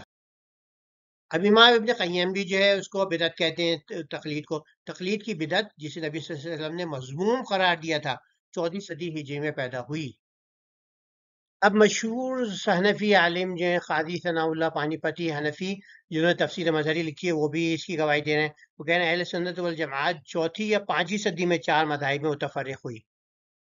اب سورہ بنی اسرائیل سورہ اسرا میں جو ہے 36ویں آیت ہے، وَلَا تَخُفْ مَا لَيْسَ لَكَ بِهِ عِلْمٌ إِنَّ السَّمْعَ وَالْبَصَرَ وَالْفُؤَادَ كُلُّ أُولَٰئِكَ كَانَ عَنْهُ مسؤولا۔ کسی ایسی چیز کے پیچھے نہ لگو جس کا تمہیں علم نہ ہو، یقین آنکھ، کان اور دل سبھی کی بات پرس ہونی ہے۔ ایک اہم بات کہہ رہے ہیں علامہ اقبال یہاں پر ان شعروں سے، جو عالم ایجاد میں ہے صاحب ایجاد، ہر دور میں کرتا ہے طواف اس کا زمانہ۔ یعنی کہ جو جیسے سائنس اور ٹیکنالوجی جو ایجاد کر رہی ہیں قومیں، وہی ترقی اور عروج کے منزل پہ پہنچی ہوئی ہیں، یعنی وہ تحقیق کر کے نئی چیزیں نکال رہی ہیں۔ ہم جو ہیں وہ پرانی تقلید کے اندر جو ہیں وہ لگے ہوئے ہیں، تو اس واسطے سے جو ہے طواف ان کا ہی زمانہ کر رہی ہے۔ تقلید سے ناکارہ نہ کر اپنی خودی کو، یعنی کہ آپ جو ہے اپنی سیلف اسٹیم ہوتی ہے، سیلف کانشیسنس ہوتی ہے، جو بھی ہوتا ہے آپ کا سیلف ریئلائزیشن، سیلف ایکچوئلائزیشن جو بھی ہوتی ہے، وہ آپ جو ہے اگر آپ تقلید کریں گے تو وہ ناکارہ ہو جائے گی، آپ کے اندر کوئی سیلف اسٹیم نہیں ہوگی، عزت نہیں ہوگی، تو وہ آپ کچھ کر نہیں پائیں گے۔ کر اس کی حفاظت کی ایک گوہر ہے یگانہ، یعنی کہ یہ جو موتی ہے بہت یگانہ سا موتی ہے، یہ خود ہی ہے۔ تو آپ نے آپ کی اپنی عزت اپنے ذہن میں نہیں ہوگی کہ میں کچھ کر سکتا ہوں، تو وہ جو آپ کچھ نہیں کر پائیں گے۔ تو آپ تقلید میں آنکھیں بن کر کے کسی کے پیچھے چل رہے ہیں تو آپ کے اندر خود کو اعتمادی نہیں ہوگی، تو خود اعتمادی نہیں ہوگی تو آپ جو ہے کوئی قوم جو ہے بغیر تحقیق کے کوئی جو ہے نہ ایجاد کر پاتی ہے، وہ یہ حقیقت ہے۔ 1500 عیسوی کے بعد ہم نے کوئی بتا دیں کوئی بڑی ایجاد کسی مسلمان نے کی ہو، تو کوئی کسی نے کچھ کری نہیں۔ اب یہ بہت بڑی گتھی ہے کہ 4 امام جو ہیں یہ صحابہ کرام اور تابعین سے کیسے افضل ہو گئے، تو یہ بڑی گتھی جو ہے بہت مشکل سلجھانی۔ تو وہ یہ سوال ہے کہ بھئی چاروں امام جو تھے بہت بڑے یقیناً امام تھے ہمارے، تو کیا خلفائے راشدین سے افضل تھے؟ تو ان کی جو ہے چاروں خلفاء کی تقلید فرض، سنت یا مباح تو نہیں، تو ان چاروں امام کی کیوں ہو گئی؟ کیا چاروں امام تمام سوالات صحابہ سے افضل تھے؟ کیا سمجھ آتی ہے بات کہ صحابہ سے کوئی ان کے پائے کا امام نہیں تھا؟ نعوذ باللہ، اگر تھا تو ان کی تقلید فرض کیوں نہیں ہوئی؟ کیوں حضرت ابو بکر کی نام پہ کوئی فرقہ نہیں بنا، حضرت عمر کے نام پہ فرقہ نہیں بنا، حضرت علی کے نام پہ جو ہاں وہ بن گئے شیعہ، مگر وہ تو بالکل ہی ہٹ سے ہوئے راستے سے، تو حضرت عثمان کے فرقے پہ کوئی نہیں بنا۔ تو یہ کیا چار امام تابعین توابین سب سے صحابہ کی اولاد سے صحابہ کی پڑتوں سے پڑپوتوں سے سب سے افضل تھے. ان سے جو تھے اپنے اہل بیت سے افضل تھے. کیا تابعین متابعین میں کوئی ان کے پائے گئے امام نہیں تھا؟ اگر تھا تو ان کی تقلید فرض کیوں نہیں ہوئی؟ تو ان چاروں میں کیا خاص بات تھی کہ یہ تقلید ان کی افضل ہو گئی اور ان کی جو فرض ہو گئی؟ وہ بھی ہے کہ 5 بیچارے جو تھے کب کے جو تھے جا چکے تھے اور ان کو جو ہے پتہ چلے گا تو کتنے ناراض ہوں گے. تو ہم یہ غور کرتے ہیں کہ کیا امام ابو حنیفہ حضرت ابو بکر رضی اللہ عنہ سے افضل تھے؟ کیا وہ حضرت عمر رضی اللہ عنہ سے افضل تھے حضرت ابو بکر سے؟ کیا جو تھے حضرت عثمان سے حضرت علی سے؟ کیا ابو حنیفہ اشرم بشر سے افضل تھے؟ کیا ابو حنیفہ 1.25 لاکھ اصحاب سے افضل تھے؟ تو نہیں تھے تو پھر یہ تھے ان میں سے کیوں یہ ان میں سے کوئی بھی مرجع تقلید نہیں بن پایا اور امام ابو حنیفہ کو یہ مقام حاصل ہو گیا؟ اب یہ کچھ مزید سوال ہے کہ امام ابو حنیفہ تمام صحابہ کی اولاد سے افضل تھے؟ کیا امام حنیفہ تمام صحابہ کے پودوں سے افضل تھے؟ کیا ان کے پڑپودوں سے افضل تھے؟ کہ تمام جو صحابہ کی نسل در نسل چل رہی ہے ان سب سے افضل تھے؟ کیونکہ ان میں سے تو کوئی مرجع تقلید نہیں بنا. ایک اور گتھی یہ کہ اسلام تو مکمل ہو گیا، اتممت علیکم نعمتی جو آیت ہے وہ بھی آ گئی، تو اور یہ تھیں بیتی نقلیں بھی غیر مخلد تھیں. تو پھر یہ اسلام میں یہ کیسے جو ہے نیا اضافہ ہو گیا کہ بھئی اب جو ہے ایک امام کے پیچھے لازم ہے آپ کو فرض؟ اب سورہ مائدہ کی آیت 3 میں تو باشگاف انداز میں کہتے ہیں کہ الیوم اکملت لکم دینکم و اتممت علیکم نعمتی ورضیت لکم الاسلام دینا. آج میں نے تمہارے دین کو تمہارے لیے مکمل کر دیا اور اپنی نعمت تم پر تمام کر دی اور تمہارے اسلام کو تمہارے دین کی حیثیت سے قبول کر لیا ہے. تو قرآن اس دن جو تھی نبی ہجری کو جب یہ آیت آ رہی تھی اس کے وقوف عرفات میں، تو کیا اسلام مکمل نہیں ہوتا کہ ان اماموں کو آ کے اس کو مکمل کرنا پڑا؟ تو یہ ان سے پہلے ہی لوگ تھے، وہ ان کا امام مکمل نہیں تھا؟ نعوذ باللہ. اور اللہ کے رسول نے فرمایا تھا لوگوں خیر الناس قرنی، بہترین جو لوگوں میں سب سے بہترین زمانہ میرا ہے، ثم الذین یلونہم ثم الذین یلونہم، پھر میرے اس کے بعد جو ہے ان کا جو میرے بعد ہے، پھر ان کا جو ان کے میرے بعد ہے. صحیح بخاری کی حدیث ہے. تو اس سے آگے اب ہم وہ کلام کیا ہو سکتا ہے کہ بھئی خیر القرن میں تو کوئی نہیں ہوا، مگر یہ جو تھے اور کے بعد جو تھے امام وہ ہو گئے، وہ بھی کوئی افغانی تھا، کوئی مختلف جو نیشہ پوری تھا، تو اس کے مختلف علاقوں سے، یعنی کہ جو ہے کیسے یہ ہو گیا. تو یہ بھی چیزتا ہے کہ بھئی صحابہ کرام رضی اللہ عنہ میں کوئی بھی جو تھا ان کا جو ہے ہم تو مانتے ہیں کہ ایمان، تقوی، زہد، علم، عدل، فقہ، عبادی، نیکی اور پاکیزی میں تمام امت سے افضل تھے اور یہ امت کے بہترین لوگ تھے. تو ان کا جو تھا جس نے ایک سیکنڈ بھی اللہ کے رسول کے زمانے کی صحبت میں گزارا وہ ہمارے جو بہترین جو امتی ہیں ان سے بہتر ہے. یہ تو ہمارا ایمان ہے. اگر ان امت کے ان 1.25 لاکھ افضل ترین صحابہ سے کوئی بھی مرجع تقلید نہیں بن پایا تو یہ چار امام کن فضیلت کی وجہ سے مرجع تقلید بن پائے؟ کیا ان کا ایمان ان سے بہتر تھا؟ کیا تقوی ان سے بہتر تھا؟ کیا زہد صحابہ سے بہتر تھا؟ کیا ان کا علم صحابہ سے بہتر تھا؟ کیا ان کا عدل صحابہ سے بہتر تھا؟ کیا ان کا فقہ کیا اس سے بہتر تھا؟ عبادت ان کی ان صحابہ سے بہتر تھی؟ ان کی نیکی ان سے بہتر تھی؟ پاکیزگی ان کا اعلیٰ ان سے معیار افضل تھا؟ تو یہ بات سمجھ نہیں آتی کہ یہ ہو سکتا ہے. جیسے ہم نے پہلے کہا اگر دین ہر طرح سے مکمل ہو گیا جیسے قرآن نے کہہ دیا تو 6 صدی بعد تخلیق سے ایسی کیا ضرورت پوری ہوئی جو پہلی نسلوں کو محسوس نہیں ہوئی؟ وہ تو کہتے تھے ہمارا دین مکمل ہے، ہم جو ہے تھوڑی بہت ہوگا قرآن و حدیث سے خود سیکھ لیں گے. جب ایسا ہر کا نیا کام جو دین کا حصہ سمجھ کر کیا جائے بدعت ہے تو کیا تقلید بدعت نہیں ہے؟ تو پھر بدعت ہے. اب جو ہے مسند احمد، دارمی، مشکات و بیہقی کی ایک بہت ہی اہم حدیث ہے. تو کیا تقلید کبھی بھی فرض ہو سکتی ہے کیا؟ تو اس میں یہ ہے کہ اللہ کے رسول نے کہا اگر موسیٰ جو ہے وہ بھی زندہ ہو جائیں اور تم ان کی تابعداری کرتے ہو تو تم گمراہ ہو جاؤ گے، صراط مستقیم سے بھٹک جاؤ گے. اور اگر موسیٰ زندہ ہو کے آ جائیں تو وہ بھی میری تابعداری کریں گے. تو اتنی بڑی جو حضرت موسیٰ جو ہے جو کلیم اللہ ہے، جو ہے جو یعنی کہ جو معصوم بالخطا ہے، جب ان کی بات جو ہے ہم جو ہے ان کی جو ہے اتباع جائز نہیں ہے، جب اللہ کے تقلید جائز نہیں ہے اللہ کے رسول کے ہوتے ہوئے، اب اللہ کے رسول آ گئے تو اب ان کے آگے کسی کی بھی اطاعت نہیں ہو سکتی. تو تو یہ کیا یہ حضرت موسیٰ کلیم اللہ سے بھی ان کا مقام اونچا تھا کہ تو کیونکہ ہم تو صاحب جو ہے مانتے ہیں کہ ہمارے جو تھے 4 اماموں سے کوئی بھی جو ایسا نہیں تھا کہ معصوم بالخطا ہوتا. تو یہ تو قابل خطا امتی تھے نا. تو ان کی اطاعت کیسے جائز ہو سکتی ہے جب معصوم بالخطا کی اللہ کے رسول نے ناراضگی فرمائی کہ موسیٰ بھی ہوتے تو وہ میری اطاعت کرتے، وہ تم ان کی اطاعت کرتے تو گمراہ ہو جاتے، تو ہم اگر کسی اور کی اطاعت کرنے کے رسول چھوڑ دیں تو کیا ہم گمراہ نہیں ہو رہے؟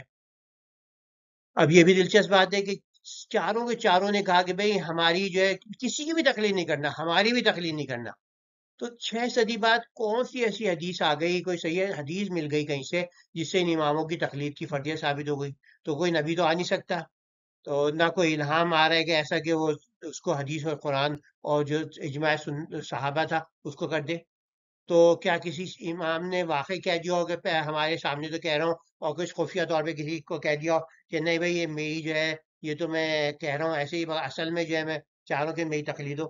تو یہ بھی ممکن نہیں ہے کہ وہ اتنے اعلیٰ کردار کے لوگ تو ایسی بات کہتے۔ تو کیا چاروں اماموں نے یہ نہیں کہا کہ قرآن و صحیح حدیث کو جو ہے ان کے اقوال مقدم رکھے ہم؟ تو یہ اہم سوال دوبارہ کچھ یہ اب دوبارہ دہرا دیں کہ صحابہ، تابعین، تبع تابعین رحمۃ اللہ علیہ مجمعین میں کوئی بھی مرجع تقلید بننے کے قابل نہیں تھا۔ کیا 6 صدی تک کوئی بھی مرجع تقلید بننے کے کوئی آدمی آئے ہی نہیں؟ ان ندیموں میں کیا ایسی خاص بات تھی کہ انہیں اس خواہشات کے برعکس انہیں مقدم بنا دیا گیا؟ تو یہ کہ 1400 سال میں صرف 4 ہی مرجع تقلید مجتہد مطلق پیدا ہوئے، اور لگتا ہے کہ صحابہ کرام، تابعین، ان کی نسلوں میں کوئی ایسا مجتہد نہیں بن سکا۔ تو کیا خاص تربیت تھی جس کی وجہ سے انہیں یہ اعزاز ملا؟ کہ یہ تربیت فرشتوں نے وحی سے کی تھی، کیونکہ اللہ کے رسول کی تو وحی سے تربیت ہوئی تھی، وحی سے پہلے بھی جو ہے ان کی تربیت ہوئی تھی۔ اگر ان کی تربیت انسانی اساتذہ نے کی تھی تو کیا ان کے استاد افضل تھے یا وہ؟ تو اگر وہ تھے، یعنی کہ ان کے ابو حنیفہ کے استاد جو تھے انہوں نے اس مقام تک انہیں پہنچایا، تو وہ جو ہے بیچارے وہ مرجع تقلید کیوں نہیں بن پائے؟ اگر استاد افضل تھے تو ان کے استاد جو ہے مرجع تقلید کیوں نہیں بن سکے، ان کے شاگرد بن گئے؟ تو یہ تو یہ دھاندلی ہو گئی۔ تو اگر اسلام جو تھے، جیسے قرآن کہہ رہا ہے کہ مکمل ہو گیا، تو پھر اور رسول صلی اللہ علیہ وسلم بالکل آخری نبی تھے، ان کے بعد آخری رسول، آخری نبی ہمارے ایمان ہے، خاتم النبیین کہتے ہیں۔ کوئی اگر اس کو جو پڑھ بھی غلط لے تو ہم کہتے ہیں بھئی یہ تو کافر ہو گیا، اللہ نہ کرے۔ تو ان کی زندگی میں اسلام مکمل ہو گیا تھا، اور قرآن و حدیث میں تمام فرائض سب نازل ہو گئے، اس کے جو ہے آپ کا جو اس کے مطابق عمل کریں گے تو آپ کو جو ہے مکمل 100% مسلم۔ حضرت ابو بکر 100% مسلم تھے، حضرت عمر 100%، جتنے صحابہ سوالات سب 100% مسلم تھے۔ تو کیا کوئی وہی نازل ہوئی جس نے ان 4 اماموں کی تقلید فرض کی اور مسلمان سنیوں کو 4 فرقوں میں بانٹ کر کعبے میں ہی 4 مسلح ہو گئے بھائی؟ اور پھر وہ آل سعود تک جو چلتے رہے، وہ آل سعود نے آ کے ان پر اللہ رحم کرے کہ انہوں نے پھر ان کو جو ہے ان کو بند کرا، اللہ ان کو ان کی نیکیوں کا ان کو اجر دے۔ قرآن حدیث میں کہیں ان اماموں کا ذکر ہے کیا؟ کہیں ان کی تقلید کی فرضیت کا ذکر ہے؟ یا ہم نے یہ جو ہے خود ہی جو ہے سلطانوں نے بنا لی اور ہم جو ہے بس آنکھیں بند کر کے چلے جا رہے ہیں کہ نہیں پتہ کہ کیوں فرض ہوئی، کیا واقعی فرض ہے کہ نہیں ہم پر؟ تو ایک دلچسپ بات یہ کہی جاتی ہے کہ بھئی ہم لوگ جاہل ہیں، تو اس لیے ہم جو ہے اسی واسطے ہمیں تقلید کرنی ہے۔ تو بھائی آپ جاہل ہیں تو ہمیں کیسے پتہ ہے کہ کون مجتہد مطلق ہے کون نہیں ہے، اور کس کے فتاوے چلتے ہیں، کسی کے غلط ہے؟ ہم نے یہ جو ہے چنا تو نہیں کہ شافعی، امام شافعی کو دیکھیں، حضور کے حدیث کو دیکھیں کہ کون سے میچ کر رہے ہیں کون سے نہیں کر رہے ہیں۔ اور اگر ہم نے مثال کے طور پر ہم نے کہا بھائی شافعی بن رہے ہیں، تو پھر ہماری آخرت کا کیا بنے گا اگر وہ غلط ہوئی تو؟ اور اگر قرآن و حدیث سے ہی فیصلوں کی حقانیت ثابت کرنی ہے تو ہم صحابہ کرام رضی اللہ عنہ مجمعین اور اسلام کی پہلی 7 صدیوں کے مسلمانوں کی اکثریت کی طرح رسول اللہ صلی اللہ علیہ وسلم کی اتباع مطمئن کیوں نہ ہو جائیں؟ تو گارنٹی تو صرف جو ہے قرآن نے صرف ایک آدمی کے لیے، ایک شخص کی، عظیم شخص کی، امام اعظم یعنی رسول اللہ صلی اللہ علیہ وسلم کی، کہ ما ينطق عن الهوى الا وحی یوحی، کہ یہ آدمی جو بھی کہتا ہے، اتنا یہ جلیل القدر آدمی، یہ وہی کے بغیر کچھ کہتا ہی نہیں ہے دین کے معاملے میں، صرف اس جی ہے۔ چاروں خلفائے راشدین، اشرف مبشرہ، اہل بدر، اہل بیت رضوان، اور تمام سوا لاکھ صحابہ صرف پیارے پیغمبر آخر الزماں کو مرجع اتباع، مرجع اطاعت، مرجع تقلید مانتے تھے، اور کسی کو نہیں مانتے تھے، اور اسی راستے پہ چل کر سب کے سب رسول اللہ کی معیت میں جنت کے حقدار ہو گئے۔ تو ہم کیوں نہ کریں؟ اب جو ہے امام علامہ اقبال پھر ایک بہت پیاری بات کہہ گئے، ہے فقط کتاب و سنت امن و راحت کا طریق، فتنہ جنگ و جدل تقلید سے پیدا نہ کر۔ تو صحیح کہا، کیونکہ جو ہے جنگ و جدل تقلید سے جو ہے وہ کہتا ہے بھائی میرا امام اچھا ہے، میرا امام اچھا ہے۔ تو جب سب کا امام ایک ہی ہوگا، اللہ کے رسول صلی اللہ علیہ وسلم جن کی گارنٹی اللہ نے کی ہے، تو سارا خود بخود جو ہے تفرقہ سب کچھ ختم ہو جائے۔ اب ہم یہ بات بہت سنتے ہیں کہ بھائی چاروں امام حق ہیں، یعنی کہ وہ 100% حق جو ہے وہ 4 امام ہیں۔ تو اس کا مطلب ہے کہ اگر ایک امام کو ہم نے پیروی کری تو 25% حق ہمارے پاس آئے. اب مالکی ہو گئے تو ہم سے جو 75% جو ہے حق جو ہے وہ تو 20 20 25 25 ہر ایک کے حق میں آیا. تو بھائی جو ہے وہ 100% کیوں نہیں ہو جاتی ہے؟ اب سلف صالحین جو تھے 100% رسول کی طرف جاتے تھے، انہیں 100% فیصد اسلام مل جاتا تھا. تو سب سے مضبوط دلیل سے جو بھی ہے تو اسے ہم قبول کر لیں گے، بھائی یہ آپ کا فیصلہ صحیح ہے، یہ آپ کا فیصلہ صحیح ہے، یہ فیصلہ صحیح نہیں ہے. اسی بات کا ادا کیا جا رہا ہے. یعنی کہ آپ نے ایک پیزا کے 4 سلائس کیے تو اس میں تو آپ کو ایک ہی سلائس ملا نا. تو یہ ہر امام 25% حق ہوا تو ایک کے اندر کہی تو 25 دین نکل گیا. کون سی بات کس کی دین میں؟ اب یہ نہیں ہے کہ 25% ہی ملے گا آپ کو، مگر کچھ اس کے وہاں حق آ گیا، کچھ یہاں حق آ گیا. تو یہ کہ بھائی آپ پورا کا پورا حق کیوں نہیں مانتے ہیں؟ پورے پورے قرآن کی اتباع کریں، آپ کو پورا کا پورا اسلام مل جائے گا. ایک اور غور طلب بات یہ ہے کہ اصحاب کرام کا جو تھا وہ ایمان ہم سے زیادہ مکمل تھا، یہ ہمارا ایمان ان سے مکمل ہے. کیونکہ ہم نے تو یہ ایک ایڈ کر لی ہے نا چیز کہ بھئی ہم تقلید کریں گے، وہ ان کی زندگی میں نہیں تھی. تو ہم نے جو ہے وہ 125% کیا اسلام لیا ہے ہم لوگ. صحابہ ان کی اولاد تابعین، ان کی دوسری نسل یعنی کہ ان میں تابعین میں شامل تھے، تابع تابعین میں شامل تھے، کو 220 ہجری تک رہا. جب تک امام اعظم رسول صلی اللہ علیہ وسلم کی تقلید کے علاوہ کسی امت کی تقلید کا سوال ہی نہیں پیدا ہوتا تھا. ہم کو پتہ ہے 5ویں 6ٹھی صدی میں جب ہوا ہے تو ایمان مکمل بھی تھا، کامل بھی تھا، اور ہمارے ایمان سے افضل تھا.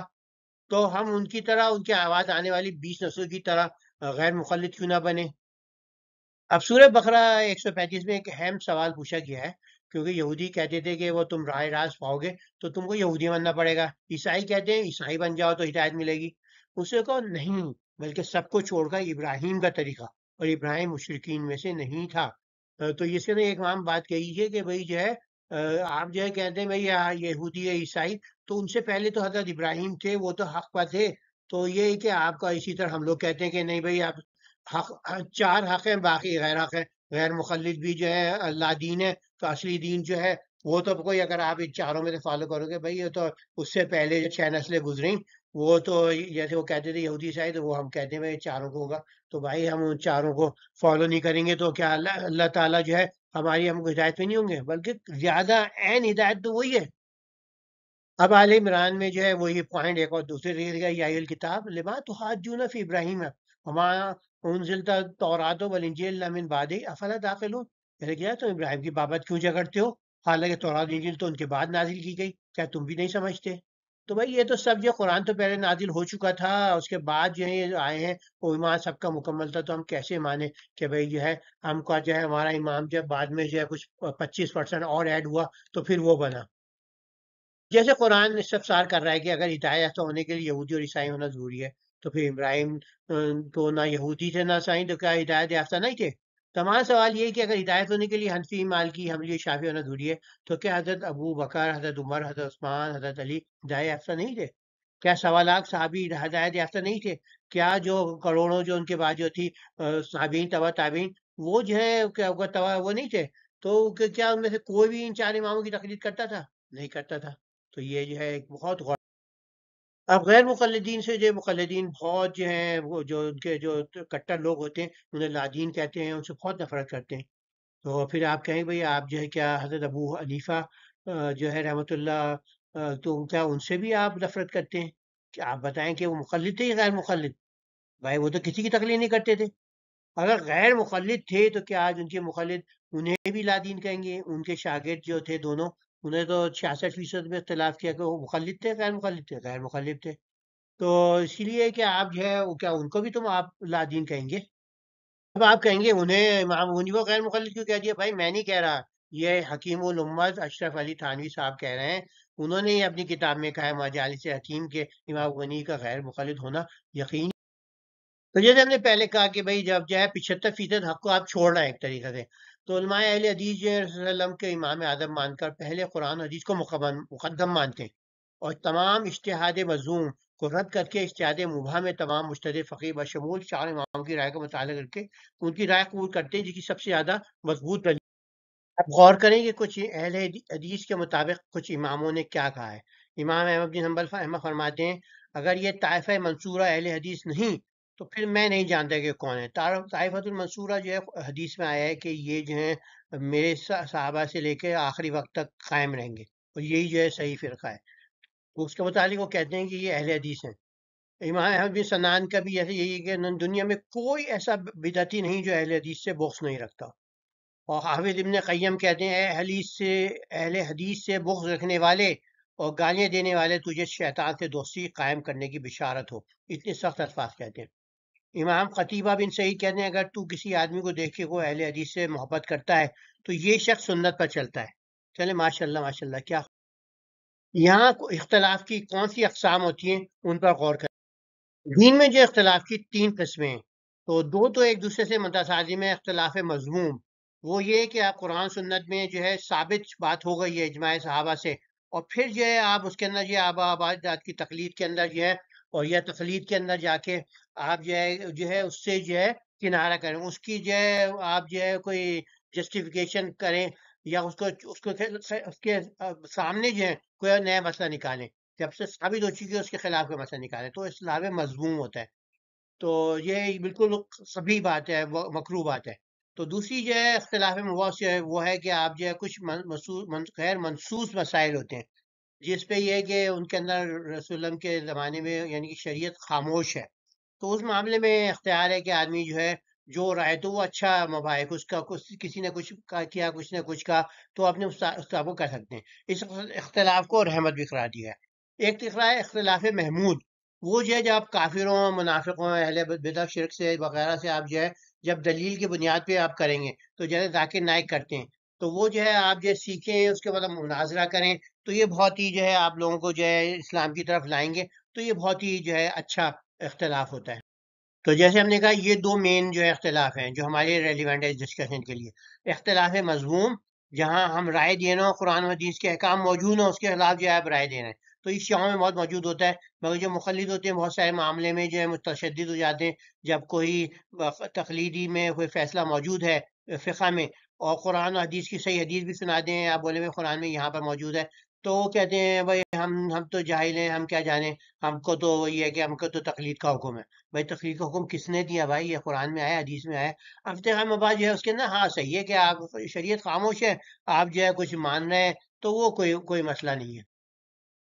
تو یہی جیسے ہم نے کہا قرآن حدیث سے آپ جو ثابت شدہ مسئلہ ہے اس پر بھی اختلاف کر رہے ہیں. آپ کی جو ہے تہذیب ہے روایت ہے رائتیں ہیں کھانے ہیں عادتیں ہیں جو کچھ بھی ہے آپ غیر ذاتی طور پہ آپ سمجھتے ہیں کہ بھئی یہ صحیح ہے یہ غلط ہے آپ کو بچپن سے یہ سکھایا گیا ہے. تو آپ کو اچانک جو ہے کوئی کہتا ہے کوئی بات تو آپ کہتے ہیں نہیں یہ صحیح ہو ہی نہیں سکتا اور پھر آپ کے پاس کوئی دلیل دے دے قرآن سے دے دے صحیح حدیث سے دے دے آپ کہتے ہیں نہیں یہ ہو ہی نہیں سکتا تو وہ جو ہے پھر اختلاف مذموم ہو جاتا ہے. تو تقلید کی ایک برائی یہی ہے کہ وہ جو ہے مخلد ان فیصلوں کو بھی قبول کر لیتا ہے جو اختلاف مضموم ہے. اور یعنی جب اسے نص شریعت یا قرآن احادیث سے کوئی واضح ہو جائے کہ اللہ اور امام اعظم صلی اللہ علیہ وسلم کا کیا حکم ہے پھر بھی وہ فقیہان کی رائے کو ترجیح دیتا ہے تو پھر جو ہے وہ جو ہے پھر اپنے آپ کو بھی مشکل میں ڈالتا ہے. آپ سمجھیں بھائی نہیں بھائی یہ کیسے ممکن ہے ہمارے پاس آ گئی دلیل کے قرآن میں ہے حدیث میں ہے تو ہم تو ضرور مانیں گے. مگر آپ یہ ہے کہ آپ جو ہے بہت معروف جو ہے مشہور جو ہے حنفی عالم معروف کرخی حنفی تو وہ یہ کہتے ہیں اصول کرخی میں یہ صفحہ 19 پہ 29 میں انہوں نے کہا ہے کہ اصل یہ ہے کہ ہر آیت جو ہمارے ساتھیوں یعنی فقہائے حنفیہ کے خلاف ہے اسے منسوخیت پر محمول یا مرجوع سمجھا جائے گا. بہتر یہ کہ تدبیر کرتے ہوئے اس کی تعویل کر لی جائے. یعنی وہ کہتے ہیں بھائی اگر ہمارے خلاف ہے تو مطلب ہے کہ وہ منسوخ ہو گئی ہوگی آپ اس کو توجہ دیں ہی نہیں. تو یہ تو یعنی کہ آپ نے کہا قرآن کو آپ منسوخ کہہ رہے ہیں کہ اس کے اپنی صرف یہ اس پہ کسوٹی پہ کہ ہماری کسوٹی قرآن حدیث نہیں ہے. ہماری کسوٹی جو ہمارے صحابہ جو ہمارے جو ابو حنیفہ کے شاگرد اور ابو حنیفہ کے رحمۃ اللہ علیہ کہہ چکے ہیں. تو یہ تو بالکل ہی یہ بالکل تقلید کی بہت ایکسٹریم ہے. دوسری ایکسٹریم انہوں نے وہی کہی ہے کہ اس صفحہ 29 اور پھر 30 پہ بھی انہوں نے یہی کہی ہے. اصل یہ ہے کہ ہر حدیث جو ہمارے ساتھیوں کے قول کے خلاف ہے تو اسے منسوخ یا جیسی دوسری روایت کے معارض سمجھا جائے گا پھر دوسری دلیل کی طرف رجوع کیا جائے گا. اب ان بہت سارے لوگ ہوتے ہیں وہ حدیث صحیح حدیث پیش کی جائے وہ کوئی ضعیف حدیث کوئی اور سے جو ہے لے آتے ہیں بھائی یہ دیکھو موجود ہے یہ دیکھو موجود ہے تو کیوں ضعیف کہہ رہا اسے یہ کیسے ضعیف کہہ سکتے ہو کہاں سے ضعیف ہو گئی. تو بھائی یہ ضعیف تو سب ان کی جو ہے ڈکشنری بایوگرافیکل ڈکشنری موجود ہے. جو حدیث بیان کرتا ہے وہ بھی کہتا ہے یہ ضعیف ہے یہ راوی صحیح ہے یہ راوی مجہول ہے سارے موجود ہیں کیٹیگری. اب آپ کی اس سے میل نہیں کھاتی اس سے میچ نہیں کرتی تو اس میں بیچاری جو ہے وہ محدث کا کیا قصور ہے. تو آپ اس کو جو ہے آپ تو کہہ رہے ہیں کرائٹیریا میرا قرآن و حدیث ہے چلیں یہ جواب ذرا لمبا ہو گیا تو اس کا خلاصہ کر لیں. تو جیسے ہم نے شروع میں کہا تھا امام ابو حنیفہ کے شاگرد رشید نے جو تھے دو، انہیں 66% میں اختلاف کیا. اور در مختار میں کہا گیا ہے کہ امام صاحب کے صرف عبادات والے فیصلے کیے جائیں گے، اور امام صباغ جو تھے وہ صرف نماز کے حوالوں کے فیصلے مانتے تھے. تو اگر فیصلے اگر مطابقت رکھتے ہوتے تو دلیل قرآن صحیح سے میں مل جاتی، اور ہمیں ملتی نہیں ہے. کیوں؟ تو یہ کہ آپ ورنہ آپ کوشش کریں کوئی ظاہر کر دے کہ کون سی ہے. اور صرف جو ہے یہ بھی ایک بڑی غورت طلب بات ہے کہ کیا پوری امت میں صرف 4 لوگ تقلید کے قابل ہو سکے؟ صحابہ کرام میں سے کوئی نہیں پا سکا، تابعین تبع تابعین جو صحابہ کی اولاد تھے ان میں سے کوئی نہیں پا سکا. اگر ان کے فیصلے واقعی مطابق رکھتے قرآن حدیث سے تو سارے کے سارے فیصلے، تو 6 صدی کے حنفی مجتہد تینوں امام فقہ جو دیگر ہیں اور 1300 سال کے اہل حدیث علماء ان سے اختلاف نہ کرتے. امام ابو حنیفہ سمیت تینوں امام فقہ نے کسی کی بھی تقلید سے منع فرمایا، اور حدیث صلی اللہ علیہ وسلم کو ترجیح دینے کو کہا، اور صحیح حدیث ملنے سے ان کے قول کو ترک کرنے کو کہا. تو یہ تو اصلی تقلید ہے کہ ان کی بھی ہے، آپ ان کو چھوڑ دیں. امام سیدی کے مطابق تقلید بدعت اور ناجائز. جیسے ہم نے پہلے کہا تقلید کا لفظ قلادے سے نکلا ہے، جو غلاموں کے گردنوں میں ان کی غلامی ظاہر کرنے کے لیے ڈالا جاتا تھا. اس کی جمع قلادے کی جمع قلائد ہوتا ہے. وہ جو ہے وہ پٹا ہے جو ہدی کے جانور جو قربانی کے جانور ہوتے ہیں ان کے گردنوں میں ڈالا جاتا ہے. تقلید جیسے ہم نے پہلے غور کیا کہ تقلید 5ویں صدی میں سلجوقیوں نے فرض کی. اس سے پہلے جو تھے بہت آٹے میں نمک کے برابر مقلد تھے، اور 7ویں صدی میں پہلی دفعہ مقلدوں کی تعداد غیر مقلدوں میں بڑھ گئی. اور 9ویں صدی ہجری جو 15ویں صدی عیسوی کے مطابق ہے، اس میں غیر مقلد رہنا بہت مشکل ہو گیا، اور باقی ماندار لوگ جو تھے زیادہ تر جو تھے وہ سامنے آنے سے ڈرتے تھے. یہ جو جیسے کوئی ہو جائے پارٹی میں نامقبول ہو جائے، لوگ بولیں گے میں نہیں، میں ہی تو پارٹی چھوڑ رہا ہوں.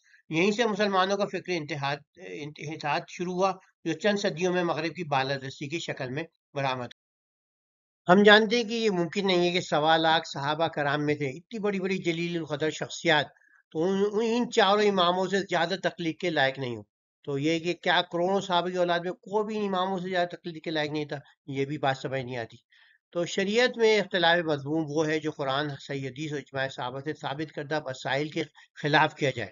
آپ کو پتہ ہے حدیث ہے، یا آپ کو کوئی کہہ دیا آپ کو سب پتہ نہیں تھا، جب آپ کو پتہ چل جائے تو آپ پڑھ جائیں کہ نہیں نہیں یہ تو ہمارے انہوں نے کہا اتنے بڑے لکھا ہے، ہم اسے ریجیکٹ کیا کر سکتے ہیں. تو اس کے اندر بہت بہت احتیاط کی ضرورت ہے. اور دوسرا یہ اختلاف مباح ہے، جو جہاں شریعت خاموش ہے تو وہاں جو ہے مختلف آپ رائے رکھ سکتے ہیں، بلکہ اس کو تو کہا گیا ہے کہ جو ہے یہ برکت ہے، رحمت ہے. اس 5ویں حصے میں ہم غور کریں گے کہ آیا بحری خوراک جو ہے سب کی سب حلال ہے، یا کچھ حلال ہے اور کچھ حرام ہے، انشاءاللہ. اوہل لکم صید البحر و طعامہ، یہ سورہ مائدہ کی 95 آیت ہے. اس کو جو ہے عام لیا گیا ہے کہ تمام قسم کی جو خوراک ہے پانی کی، سمندر ہو، دریا ہو، جھیل ہو، جو بھی پانی کا بڑا ذخیرہ ہے، تو اس کا کھانا جو ہے یعنی کہ اس کے جانور جو ہے، پودے تو حلال ہوتے ہی ہیں، تو ان کے جانور جو ہیں ہم سب کے لیے حلال کیے گئے. اس سے آگے ہم اور آگے اس کو ڈسکس کریں گے ڈیٹیل میں. سورہ معاہدہ کی آیت جو ہے حالت احرام کے لیے اتری ہے، صحیح صحیح کہا انہوں نے مفتی صاحب نے.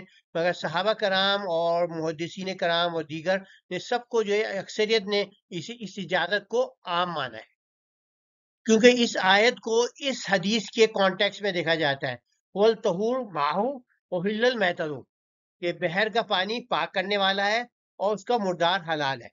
تو اس واسطے کہا گیا کہ جو کچھ بھی ہے اس کا سب کچھ جو ہے آپ کھا سکتے ہیں. جی بالکل، مفتی صاحب نے صحیح کہا، مائدہ 95 جو ہے احرام کی حالت میں. مگر اگر سوچنے کی بات یہ کہ اگر احرام میں تمام بحری خوراک جائز ہے تو غیر احرام کیوں نہ جائز ہوگی، جبکہ پابندیاں آپ کی جو ہے ختم ہو گئیں جتنی پابندیاں. اس سیکشن میں سب سیکشن میں ہم غور کریں گے کہ حلال کو حرام کرنے کی قرآن میں کیسی وعید. حلال چیز کو حرام قرار دینا اسلام میں ممنوع ہے. اس پر مشرکین مکہ اور یہودیوں کی بھی کئی جگہ سرزنش کی گئی، اور سورہ توبہ کی جو تفسیر ہے اس کے اندر رسول اللہ صلی اللہ علیہ وسلم نے جو بتایا کہ کسی امتی کو حلال حرام کا اختیار دینا انہیں الوہیت کا درجہ دینا ہے. یہاں سورہ یونس کی 59 آیت سمجھنا بہت ضروری ہے. ان سے کہو تم لوگوں نے کبھی یہ سوچا ہے کہ جو رزق اللہ نے تمہیں اتارا تھا اس میں سے تم نے خود ہی کسی کو حرام اور کسی کو حلال ٹھہرا لیا؟ ان سے پوچھو اللہ نے تم کو اس کی اجازت دی تھی، یا تم اس پر اللہ پر افترا کر رہا ہو؟ قل اللہ اذن لکم ام علی اللہ تفترون. تو یہ بہت اہم بات ہے. اب سورہ انعام کی 142ویں آیت ہے، اے محمد صلی اللہ علیہ وسلم ان سے کہو کہ جو وہی میرے پاس آئی ہے اس میں تو میں کوئی ایسی چیز ایسی نہیں پاتا جو کسی کھانے والے پر حرام ہو، الا یہ کہ وہ مردار ہو، یا بہایا و خون ہو، یا سور کا گوشت ہو کہ وہ ناپاک ہے، یا فسق ہو کہ اللہ کے سوا کسی اور کے نام پر حلال کیا گیا ہے۔ تو یہ اس کے اندر یہ ہے کہ یہ چیزیں حرام ہے، اس کے علاوہ جو ہے سب کچھ حلال ہے۔ سورہ توبہ کی آیت ہم نے پہلے مینشن کری ہے، تو خذوا احبارهم ورهبانهم اربابا من دون اللہ، انہوں نے اپنے علماء اور درویشوں کو اللہ کے سوا اپنا رب بنا لیا ہے۔ اب اس کی ہم آگے جو ہے تفسیر بھی کریں۔ اب یہ جو ہے سنن ترمذی کی حدیث ہے، اس کے اندر جو ہے سورہ توبہ کی جو آیت 31 ہے، اس کی تشریح ہوتی ہے، کیونکہ عدی بن حاتم جو تھے، حضرت حاتم بن طائی جو مشہور عرب میں بہت مشہور وہ تھا، فیاض آدمی تھا، تو ان کے جو تھے جب وہ مسلمان ہوئے تو جو عیسائی تھے تو کہتے کہ میں نے نبی صلی اللہ علیہ وسلم کو آیت تلاوت کرتے ہوئے سنا، تو عرض کیا اے اللہ کے رسول، ہم نے تو کبھی بھی عبادت نہیں کی اور نہ ہم مولویوں اور درویشوں کو رب مانتے تھے۔ تو نبی صلی اللہ علیہ وسلم نے کہا وہ اپنے علماء کی عبادت نہیں کرتے تھے، لیکن جب ان کے علماء کسی چیز کو حلال کہہ دیتے تو وہ اسے حلال کر لیتے، اور جب وہ کسی چیز کو حرام قرار دیتے تو وہ بھی اسے حرام تسلیم کر لیتے۔ تو یہ اشارہ ہے کہ بھئی یہی جو ہے اللہ کے سوا، جو انہوں نے اپنے احبار اور رہبان پیروں کو اللہ کے سوا اپنا رب بنا لیا، تو رسول اللہ نے کیا کہ بھئی یہی جو ہے کسی کو رب بنانا ہوتا ہے۔ تو مگر آپ کہیں گے بھئی یہ تو اہل کتاب کے لیے نازل ہوئی ہے، تو اس میں جو ایک اہم اصول ہے تفسیر کا، العبرۃ لعموم اللفظ للخصوص السبب، یعنی کہ جو عبرت لینی ہے آپ کو، ہمیں جو اس کے لفظ سے جو ہوتی ہے، وہ جو ہے جو عمومی الفاظ ہیں اس کے لفظ کے عموم کا استعمال، اعتبار اس کا کرنا ہے، تو اس کے خصوصیت کے للخصوص السبب کہ کس سبب نازل ہوئی تھی وہ اہم نہیں ہے، کیونکہ ورنہ پھر سے قرآن جو ہے آپ کو کسی نہ کسی شان نزول میں ہو رہا ہے، تو پھر قرآن جو ہے صرف پہلی صدی جو رسول اللہ کے وقت کی کے لیے مخصوص ہوتا۔ اب ہمیں پتہ ہے قرآن جو ہے پوری آخر قیامت تک کے لیے ہے، تو اس کے لیے اسی بات سے یہ ہے کہ لفظ کے عموم کا اعتبار نہ کیا جائے، قرآن مجید کی ہر آیت جو ہے ہم پر صادق، آپ کو آپ سے صادق آئے گی نہیں، تو بلکہ ہم تو کہنے ہیں قرآن مجھ سے بات کر رہا ہے، تو یعنی کہ یہ قرآن یہ تو یہ بھائی یہ مشرکوں کے لیے آئی ہے، یہ آیت جو ہے یہ یہودیوں کے لیے آئی ہے، عیسائی کے لیے آئی ہے، تو بھائی میرے لیے کیا قرآن بچا؟ تو یہ کہنا ہے یہ شان نزول کا جو ہے وہ خصوص تھی، اس کی بھی تشریح ہوتی ہے، مگر آپ جو ہے لفظوں کے جو عموم ہے اس کا اعتبار کر کے کہیں کہ ہاں بھائی اس کے اندر جو ہے میرے متعلق کوئی بات ہو رہی ہے کہ نہیں ہو رہی۔ اب پتہ نہیں میری بات سمجھ آئی کہ نہیں آئی، تو اس کے اندر جو ہے امام ابن قیم کی جو ہے تفسیر میں سناتا ہوں۔ تو علماء نے انہوں نے کہا ہے کہ علماء نے اس آیت کے ساتھ ابطال تقلید کے باطل ہونے پر استدلال کیا ہے، انہیں ان آیت میں مذکورین کے کفر نے استدلال کرنے سے نہیں روکا، کیونکہ تشبیہ کسی کے کفر یا ایمان کی وجہ سے نہیں، تشبیہ تو مقلدین میں بغیر دلیل کے اپنے مقلد یعنی امام کی بات ماننے میں ہے، کہ بھئی ان کا جو مرجع تقلید تھا وہ ان کے جو تھے علماء تھے، تو وہ ان کی بات جو ہے بغیر تحقیق کیے مانتے تھے۔ تو اب یہ کہ انہوں نے کہا یہی اعتراض اس پہ نہیں ہو رہا کہ وہ کافر ہیں کیا نہیں ہے، اعتراض اس بات پہ ہو رہا ہے کہ بغیر تحقیق کے جو تورات اور انجیل میں تھا وہ ان کی جگہ جو تھے، جو ان کے علماء کہتے تھے یہ حلال ہے یہ حرام ہے، تو وہ بغیر استدلال کے جو ہے وہ اس کو جو ہے دلیل کے وہ قبول کر لیتے تھے۔ ٹھیک ہے، تو آپ پتہ نہیں یہ سمجھ آئے کہ نہیں، کیونکہ تشبیہ کسی کے کفر ایمان کی وجہ سے نہیں ہو رہی، تشبیہ جو ہم میں جو ہے کیونکہ بغیر دلیل کے آپ مان رہے ہیں، تو آپ کہیں گے بھائی ہمارا پر اطلاق نہیں ہوتا، اہل کتاب کے پہ تھا، تو یہ جو ہے ایک اہم حدیث ہے بخاری مشکات میں آئی ہے، لِتَتَّبِعَنَّ سُنَنَ مِنْ قَانَ قَبْلَكُمْ، کہ تم جو ہے ان کا اتباع کرو گے، سنن من قان قبلکم، ان کی سنن ان کے سنت پہ جو تمہارے سے پہلے آ چکے ہیں، یعنی یہود و نصارہ کے طریقے پہ تم بھی جو ہے اسٹیپ بائی اسٹیپ چلو گے۔ امام ابن قیم کے علاوہ جو ہے امام ابن عبد البر، امام ابن حزم، امام جلال الدین سیوطی، امام الخطیب البغدادی رحمۃ اللہ علیہ، ان سب نے جو ہے اس آیت کا اطلاق جو ہے تقلید پہ کیا ہے۔ اس سیکشن میں ہم غور کریں گے کہ کیا بحر کا تمام تو حلال ہے، کیا کچھ حرام ہے کچھ حلال ہے۔ معاف کریے گا میں پھر اس آیت کو دوبارہ ریپیٹ کر رہا ہوں، احل لکم الصید البحر وطعامہ متاعا لکم وللسیارہ، کیونکہ اس میں یہ مکمل آیت ہے، یہاں پر تمہارے لیے سمندر اور دریا کا شکار اس کا کھانا حلال کر دیا گیا، جہاں تم ٹھہرو وہاں بھی اسے کھا سکتے ہو، قافلے کے لیے زاد راہ بھی بنا سکتے ہو۔ تو اس کے اندر یہ کہ بحر جو ہے اس کے اندر یہ سب پانی شامل ہے، تو اس میں صرف سمندر نہیں ہے، صرف عموماً جو ہے سمندر ترجمہ ہوتا ہے، مگر کہاں بھی کوئی جھیل بھی ہو اس کے اندر کوئی جو ہے خوش ہے تو وہ بھی حلال ہے۔ जाबिर रज़ी अल्लाह अन्हु से दारुल क़ुत्नी में रिवायत है, नबी अकरम सल्लल्लाहु अलैहि वसल्लम ने फरमाया, बहर का कोई जानवर ऐसा नहीं कि अल्लाह ने बनी आदम के लिए उसको पाकीज़ा ना कर दिया हो, यानी बगैर ज़िबा के उसको खाना हलाल ना कर दिया। यहाँ पर सैयदना अबू बकर सिद्दीक रज़ी अल्लाह अन्हु का इब्न अबी आदम में कौल वो भी है कि बहर के जितने भी जानवर हैं वो सब तआम है।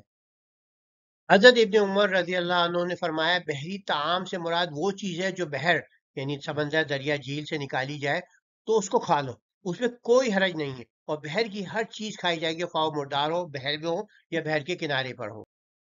ये जो है हदीस जो है मैंने पहले भी बयान की है, वह तहूर माऊहू उहिल्लल मैततु, पानी पाक है, उसका मुर्दा हलाल है, यानी कि जो उसके लिए मुअत्ता इमाम मालिक में भी है, इसलिए वो मौजूद अबू दाऊद में भी है, तिरमिजी में भी है, और अल्बानी मौलाना अल्बानी मौलवी अल्बानी ने इसको सही कहा है। निसाई में भी है, इब्न माजे में भी है, दारिमी में भी है। तो यानी कि ये जो है हर चीज को जो भी इसके अंदर होगी उसको उसका सब कुछ हलाल है, उसको पाक कर देता है। तो ये सबसे बड़ी दलील है कि जो भी खुराक है समंदर की, दरिया की, वो सब हलाल है। तो इन सब ने हजरत अबू बकर रजी अल्लाह अन्हु, हजरत इब्न उमर रजी अल्लाह अन्हु, काजी इब्न अबी लैला, इमाम मालिक, इमाम सफियान सूरी, इमाम औज़ाई, इमाम शाफी, इमाम अहमद बिन हम्बल, इन सब ने जो है इसको जो है सारे जानवर, पानी के जानवर हलाल खाए। इमाम अहमद बिन हम्बल जो है पानी के सांप को जो है क्योंकि कहते हैं मुज़िर है, इस वास्ते करते हैं। इमाम शाफी जो है क्योंकि एक ज़ईफ हदीस है मेंढक के मुतालिक, तो वो उसको जो है वो समझते हैं। बाकी सब ने जो है सारी जो है खुराक जो है, ये तीन इमाम है जो इमाम मालिक, इमाम शाफी, इमाम बिन हम्बल, इमाम औज़ाई, उनका भी एक मसलक था मगर वो बरकरार नहीं रहा। तो ये सब बड़े बड़े इमाम है, सब इन सब ने जो है इसको हलाल कहा है। तो जैसे हमने कहा अगर पाबंदियों के बावजूद हालत एहराम में तमाम पानियों के जानवर हलाल हैं, तो गैर एहराम में ये क्यों जायज नहीं होंगे? तो ये लॉजिक की बात है। इमाम बगावी की जो है तफसीर मुअल्लिमुल तंजील में फरमाते हैं, क्योंकि इमाम बगावी बहुत अहम है, क्योंकि इनकी जो होती है इन्होंने कुरान से अपनी अहादीस का एक मजमू बनाया है जिसमें सिखाया गया है कि कैसे फ़िक़्ह के मसाइल हदीस सही अहादीस से डिराइव करते हैं। तो ये जैसे अहले हदीस मदरसों में पढ़ाई जाती है, सऊदी मदरसों में पढ़ाई जाती है, तो इसके अंदर जो है एक अहम ये बात है। तो इनकी जो है फ़िक़्ह के अंदर भी मजबूत है और अहादीस के सहाहत में भी ये मशहूर बहुत मकबूल है। तो इस वास्ते ये है कि वो फरमाते हैं कि तमाम जानवर के हलाल होने का इस्तेदलाल यूं मजबूत है कि कुरान में एक तो आया उहिल्ला लकुम शहरुल बहार में अल्लाह ने तमाम जानवरों का जिक्र किया है, किसी समुद्री जानवर को अलहदा नहीं किया जो हराम हो। और मालिक, अबू दाऊद, तिरमिजी, निसाई, इब्न माजा और दारमी को सही हदीस बहर का पानी पाक है और उसका मुर्दा हलाल है कि हदीस में भी तमाम बहर के जानवरों की निशानदेही है। तो ये दोनों उन्होंने कहा कि दोनों जब एक साथ करें तो जो है वो ये पता चलता है कि तमाम समंदरी और दरियाई जानवर सब हलाल है। अ, इमाम बगावी बताते हैं कि मछली के लिए अरबी में दो अल्फाज मुस्तामिल हैं। एक तो सुमक है जो सिर्फ मछली का इस्तेमाल है, एक खूत है। और इसमें मछली और बहर के तमाम जानवर सिवाय मगरमच्छ, केकड़े और कछुए के सब इस्तेमाल होते हैं। अमल लुगतदान जो है वो अक्सर जो है वो इसको में जो है केकड़े को भी एक्सेप्शन नहीं देते, मगरमच्छ, कछुए, वो सब खूत शामिल होती है। मगर इमाम बगावी ने इसकी ज्यादा तफसील दी है, तो इसको हम देखते हैं। इमाम नोवी फरमाते हैं कि सही मुतामिद यही है कि समंदर में रहने वाले तमाम हैवान सिवाय मेंढक के हलाल है। तीनों आइम्मा का फैसला है, इमाम मालिक, इमाम शाफी, इमाम अहमद बिन हम्बल का। तो बहर के तमाम इमाम मालिक कहते हैं वो मेंढक हो और जो कुछ भी हो, जो उनको तो ये है कि वो कहते हैं कि अगर वो कुछ ज्यादा वक्त खुश्की के गुजारता है मगर कुछ वक्त जो है जो है पानी में गुजारता है तो वो भी हलाल है। मिसाल के तौर पर केकड़े ऐसे होते हैं जो ज्यादातर वक्त जो है साहिल में गुजारते हैं, पानी में बहुत कम जाते हैं। तो वो कहते हैं वो कछुआ है ज्यादा टाइम गुजार रहा है मगर पानी में जाता है, पानी में जी सकता है, तो कहते हैं वो सब हलाल है। तो इमाम शाफी ने जैसे क्योंकि मैंने जैसे कहा कि मेंढक की जो है वो हुर्मत के मुतालिक जो है आई थी एक हदीस है, ज़ईफ हदीस, तो उसके वो कहते हैं मगर ज़ईफ भी है तो कोई बात नहीं है, उसको उसको हराम करार देते हैं। मगर इमाम मालिक कहते हैं नहीं वो भी हलाल है। और इमाम अहमद बिन हम्बल जैसे हमने कहा वो पानी के सांप को वो कहते हैं क्योंकि जरर होता है सांप, तो वो जायज नहीं है। इमाम मालिक कहते हैं वो भी जायज है। यहाँ समझने के लिए हम जो कैटेगरीज जो साइंस ने बनाई है उसको देखते हैं। जैसे एक तो फिशेज होती है, मछलियां, वो हमें पता है सब हलाल है। मैमल जो है दूध पिलाने वाले जैसे डॉल्फिन, वेल, ये सब क्योंकि हमें और हदीस मौजूद है कि उन्हें वेल मिल गई रास्ते में, उन्हें खाया, वापस आया, उन्होंने अल्लाह के रसूल ने कहा कि हमें भी अगर क्योंकि उन्होंने खुश कर लिया था उसे, तो हमें भी दो, अल्लाह के रसूल ने भी उसको تناول کیا.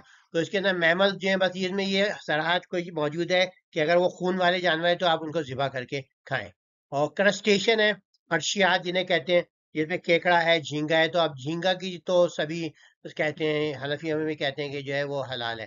تو باقی کیکڑا وغیرہ جب جو ہے وہ شافعی شافعیوں میں یہ ہے کہ اگر وہ پانی میں وقت زیادہ گزارتا ہے تو وہ حلال ہے، اگر خشکی میں زیادہ وقت گزارتا ہے تو حلال نہیں ہے.